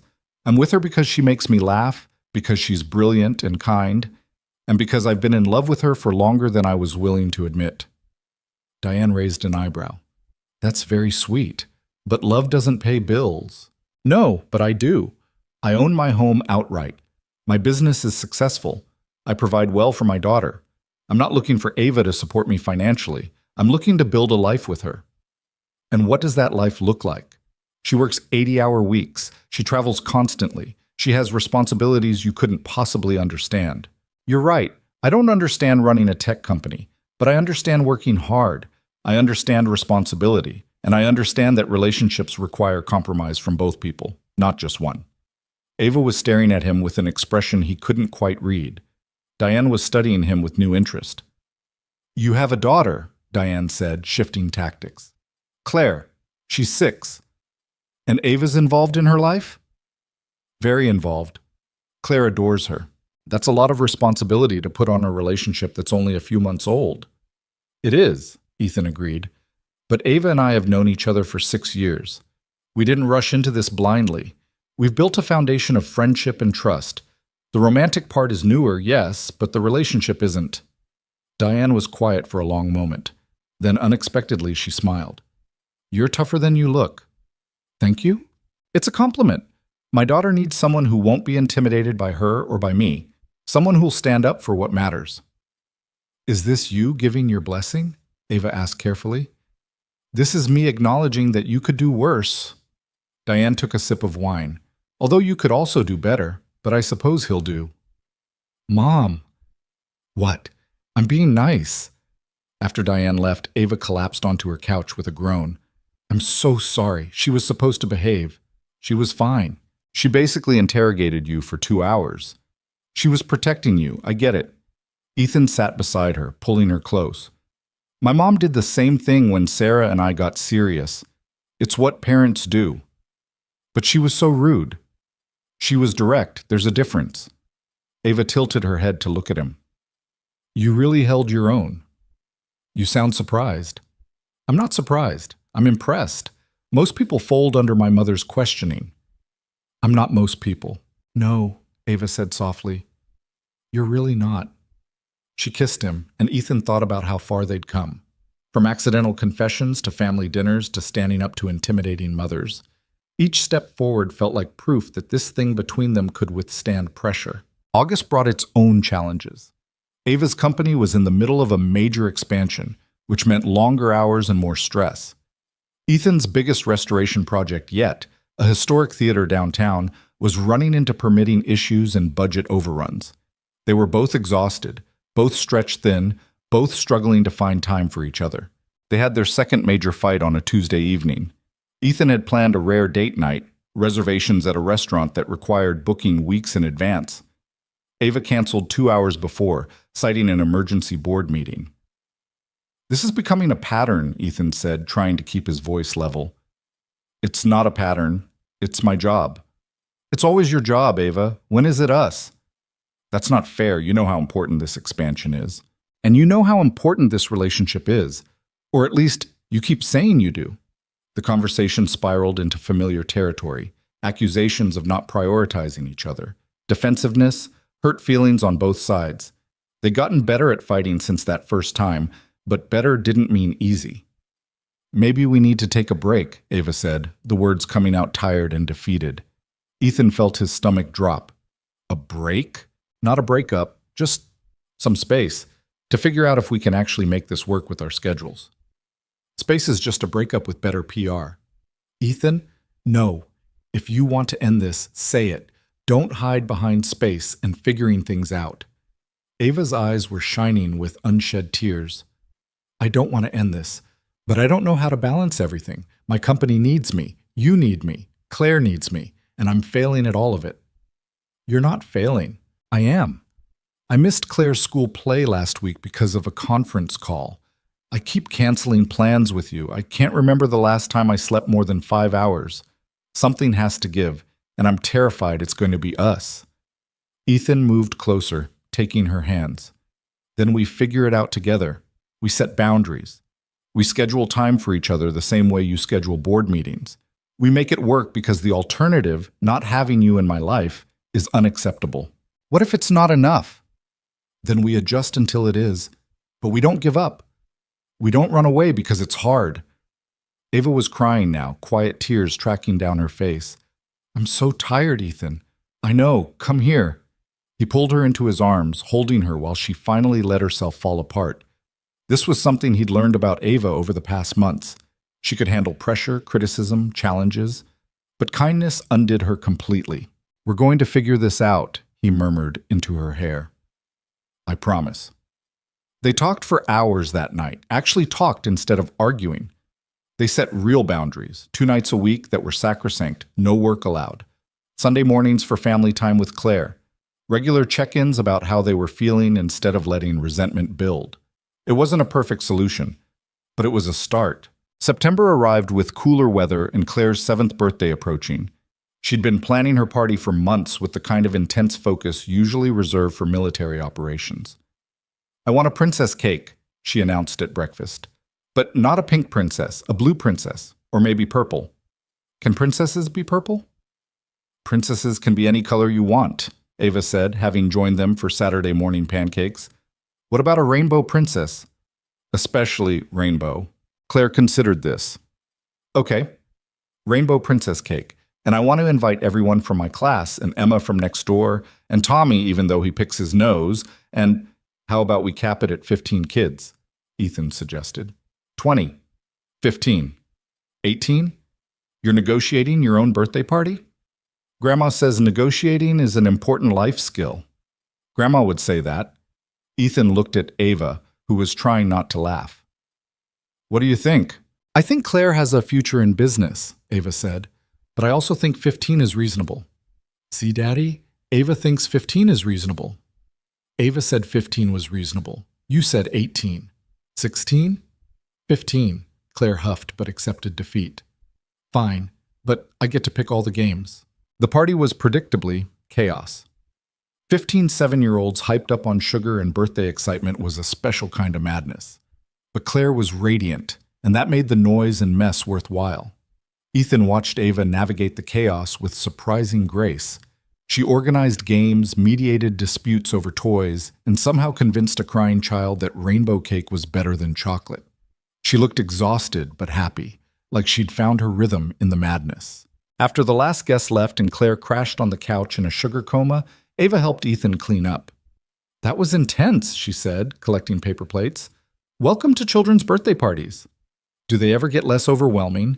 I'll let you know in about 10 years. Ava paused, trash bag in hand. You think we'll still be doing this in 10 years? Doing what? Birthday parties? This, us, being together. Ethan stopped cleaning and looked at her properly. Where's this coming from?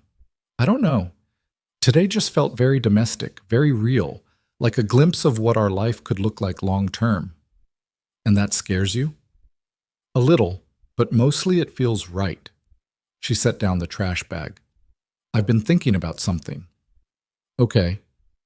My lease is up in 2 months. I didn't know that. I've been avoiding thinking about it because renewing means staying separate, but not renewing means making a decision about us. Ethan's heart started beating faster. What kind of decision? The kind where I ask if you've thought about me moving in, not immediately, but eventually, if that's something you'd want. He'd thought about it.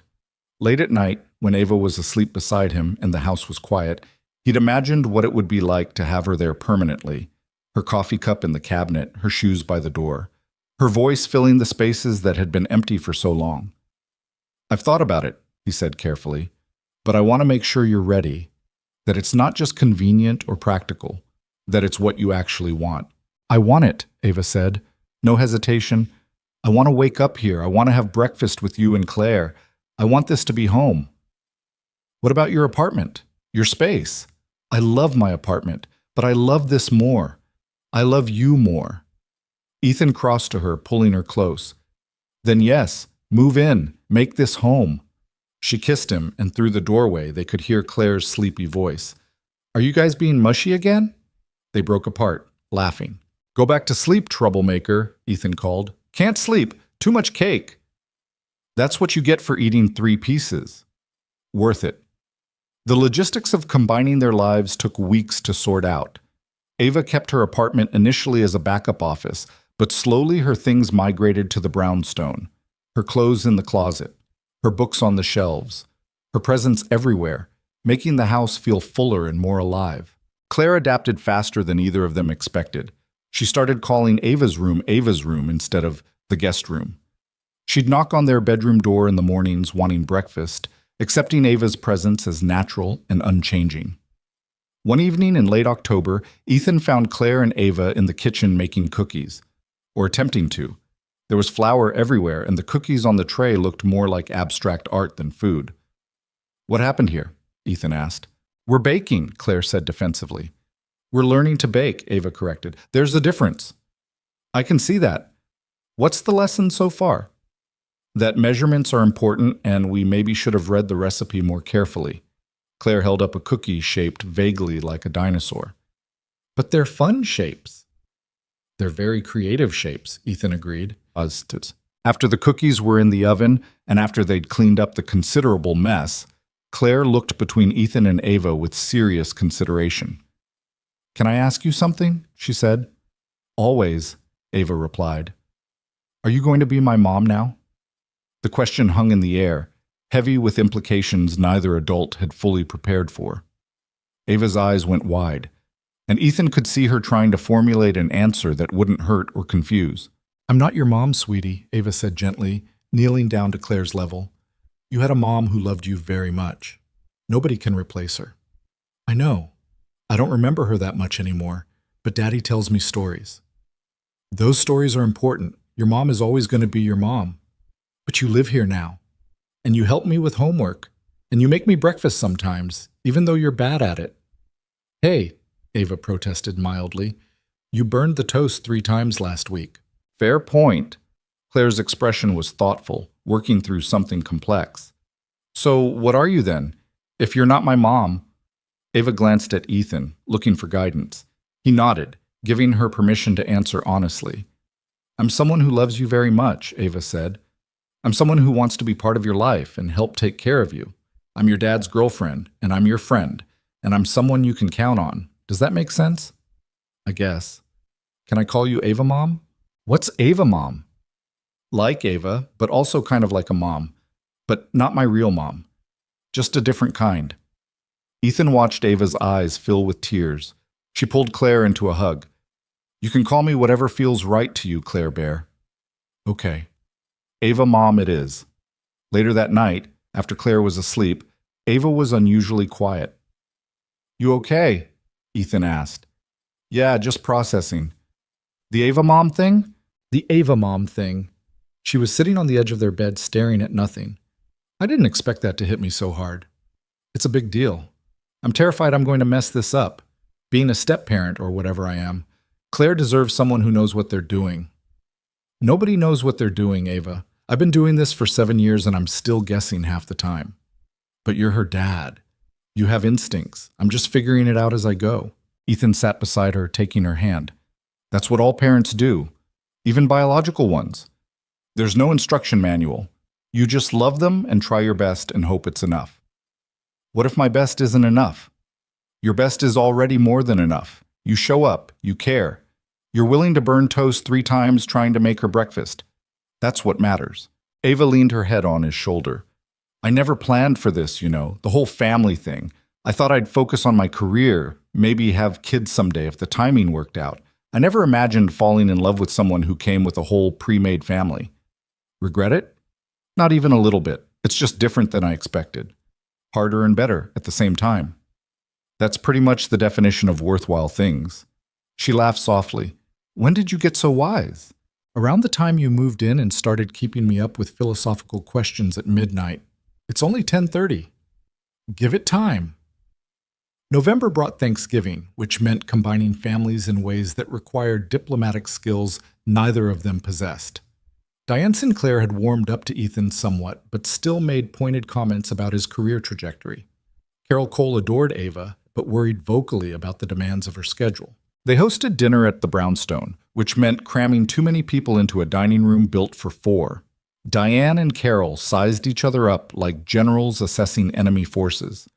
Claire narrated everything she was thankful for in elaborate detail, including but not limited to her dad, Ava Mom, grandmas, her stuffed elephant, the color purple, and cookies. Ava Mom? Diane repeated, raising an eyebrow at her daughter. It's what Claire calls me, Ava said, carefully neutral. Interesting. It's sweet, Carol interjected. Shows she feels secure. Or shows she's confused about boundaries. Mom, Ava warned, I'm just saying, please don't. Ethan caught Ava's eye across the table, and they shared a look that communicated entire conversations. This was their life now, navigating family dynamics, managing expectations, building something new from the pieces of their separate histories. After dinner, while the grandmothers argued good-naturedly about pie, Ethan and Ava escaped to the back porch. Your mother hates me, Ethan said. She doesn't hate you, she's just protective. My mother thinks you work too much. I do work too much. Agree to disagree. They stood in comfortable silence, watching their breath fog in the cold air. Inside they could hear Claire's laughter, the murmur of conversation, the sounds of family gathering. This is weird, right? Ava said. How normal this feels. Definitely weird. A year ago, if someone had told me I'd be living with you, helping raise Claire, hosting Thanksgiving dinner, I would have thought they were crazy. Would you have wanted it if you'd known? Absolutely. Even with difficult mothers and burned toast and all the complications. She turned to face him. I've never been happier, Ethan. Even when it's hard. Especially when it's hard because it means it's real.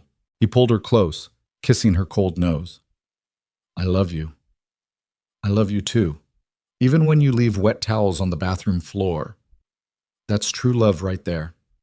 December arrived with early snow and Claire's school winter concert. Ava had blocked off the entire evening on her calendar, ignoring 3 meeting requests and 1 minor crisis that her team handled without her. They sat in uncomfortable auditorium chairs, watching Claire butcher jingle bells with her classmates, and Ethan felt overwhelmingly grateful for this moment, for this woman beside him, for the messy, imperfect life they'd built together. After the concert, Claire insisted on hot chocolate, so they stopped at a diner on the way home. She was still buzzing with performance energy, talking nonstop about how Tommy forgot his lines and how her teacher said she sang very loud, which was probably a compliment. "You were great, Claire Bear," Ava said, stealing a sip of Ethan's coffee. "Did you see when I waved at you?" "We saw. Very professional." That's what I thought too. Ethan watched them together, Ava patient with Claire's endless chatter, Claire glowing under Ava's attention, and thought about how far they'd all come, from late-night phone calls to this, from hidden feelings to open love, from separate lives to shared everything. It hadn't been smooth. They'd fought and doubted and made mistakes. They were still making mistakes, still figuring out how to balance careers and family and relationship.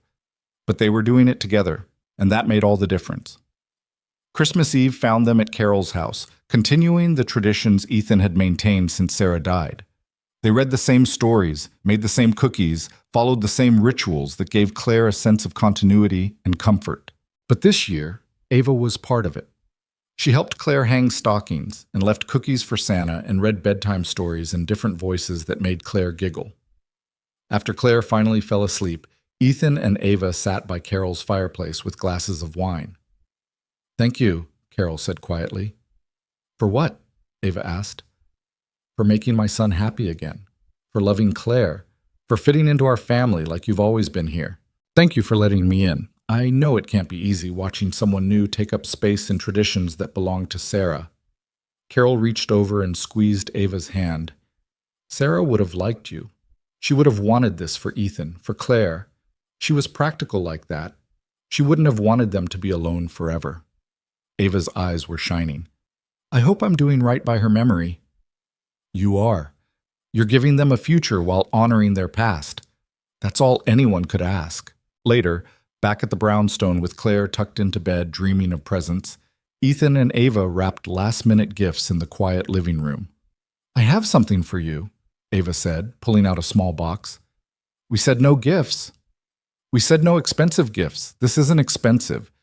"Well, it is, but that's not the point." She handed him the box. Inside was a key, simple, silver, unremarkable, except for what it represented. "It's a key," Ethan said, confused. "It's the key to my old apartment. I finally gave it up. Officially. This is me saying I'm all in. No backup plan. No escape route. Just this. Us. Home." Ethan felt his throat tighten. "Ava, I know we didn't start this the traditional way. We skipped steps and rushed things and probably did everything backwards, but I don't regret any of it. This past year has been the best year of my life." He set down the key and pulled her close, kissing her deeply. When they broke apart, he rested his forehead against hers. "I have something for you too," he said. "We said no gifts. You just broke that rule. I'm following your lead." He pulled a small velvet box from his pocket, and Ava's eyes went wide. "Ethan, let me say this before I lose my nerve." He opened the box, revealing a simple diamond ring. "I know it's fast. I know we've only been officially together for 8 months. I know all the logical reasons why we should wait, but I also know that I loved you for years before we got together. I know you fit into my life like you were always meant to be here. I know Claire adores you. I know I want to spend the rest of my life with you." Ava was crying now, full tears streaming down her face. "I'm not asking you to marry me tomorrow," Ethan continued, "or even next year. I'm asking if you'll agree to eventually, if you'll commit to this being permanent, to us being family, officially and completely." "You're asking me to be engaged to be engaged?" "I'm asking you to marry me when you're ready. No pressure on timeline, just a promise that this is it for both of us." Ava let out a sound between a laugh and a sob. "That's the most unromantic romantic proposal I've ever heard. Is that a yes? You're giving me an indefinite engagement with no timeline? I'm giving you a promise. The timeline is up to you." She kissed him hard, laughing and crying at the same time. Yes, yes, I'll marry you eventually. I'll marry you whenever we figure out when eventually is. He slipped the ring onto her finger, and it fit perfectly. Of course it did. He'd asked Rebecca for her ring size weeks ago, planning this moment. I love you, Ava said, even though your proposal was weird. I love you too, even though you made a spreadsheet about spontaneity. We're perfect for each other. Perfectly imperfect. They sat together in the quiet living room, surrounded by half-wrapped presents and the detritus of family life, and Ethan thought about the strange journey that had brought them here. An accidentally overheard phone call, 6 years of hidden feelings, the courage to risk a friendship for something more. It hadn't been easy. It probably wouldn't be easy going forward. They'd still fight about schedules and priorities and who forgot to buy milk. They'd still struggle to balance work and family and relationship. They'd still make mistakes and doubt and fear, but they'd do it together. Upstairs, Claire slept peacefully, dreaming of Christmas morning. Outside, snow fell softly on Chicago. And in this living room, two people who'd spent years dancing around their feelings finally stopped dancing. They'd found what they'd both been searching for, even when they didn't know they were searching. Not perfection, not ease, but something better. A love built on friendship, tested by reality, and strong enough to weather whatever came next. The best part of Ethan's life had never been the late-night phone calls after bad dates. It had always been Ava. And now, finally, she was his to keep.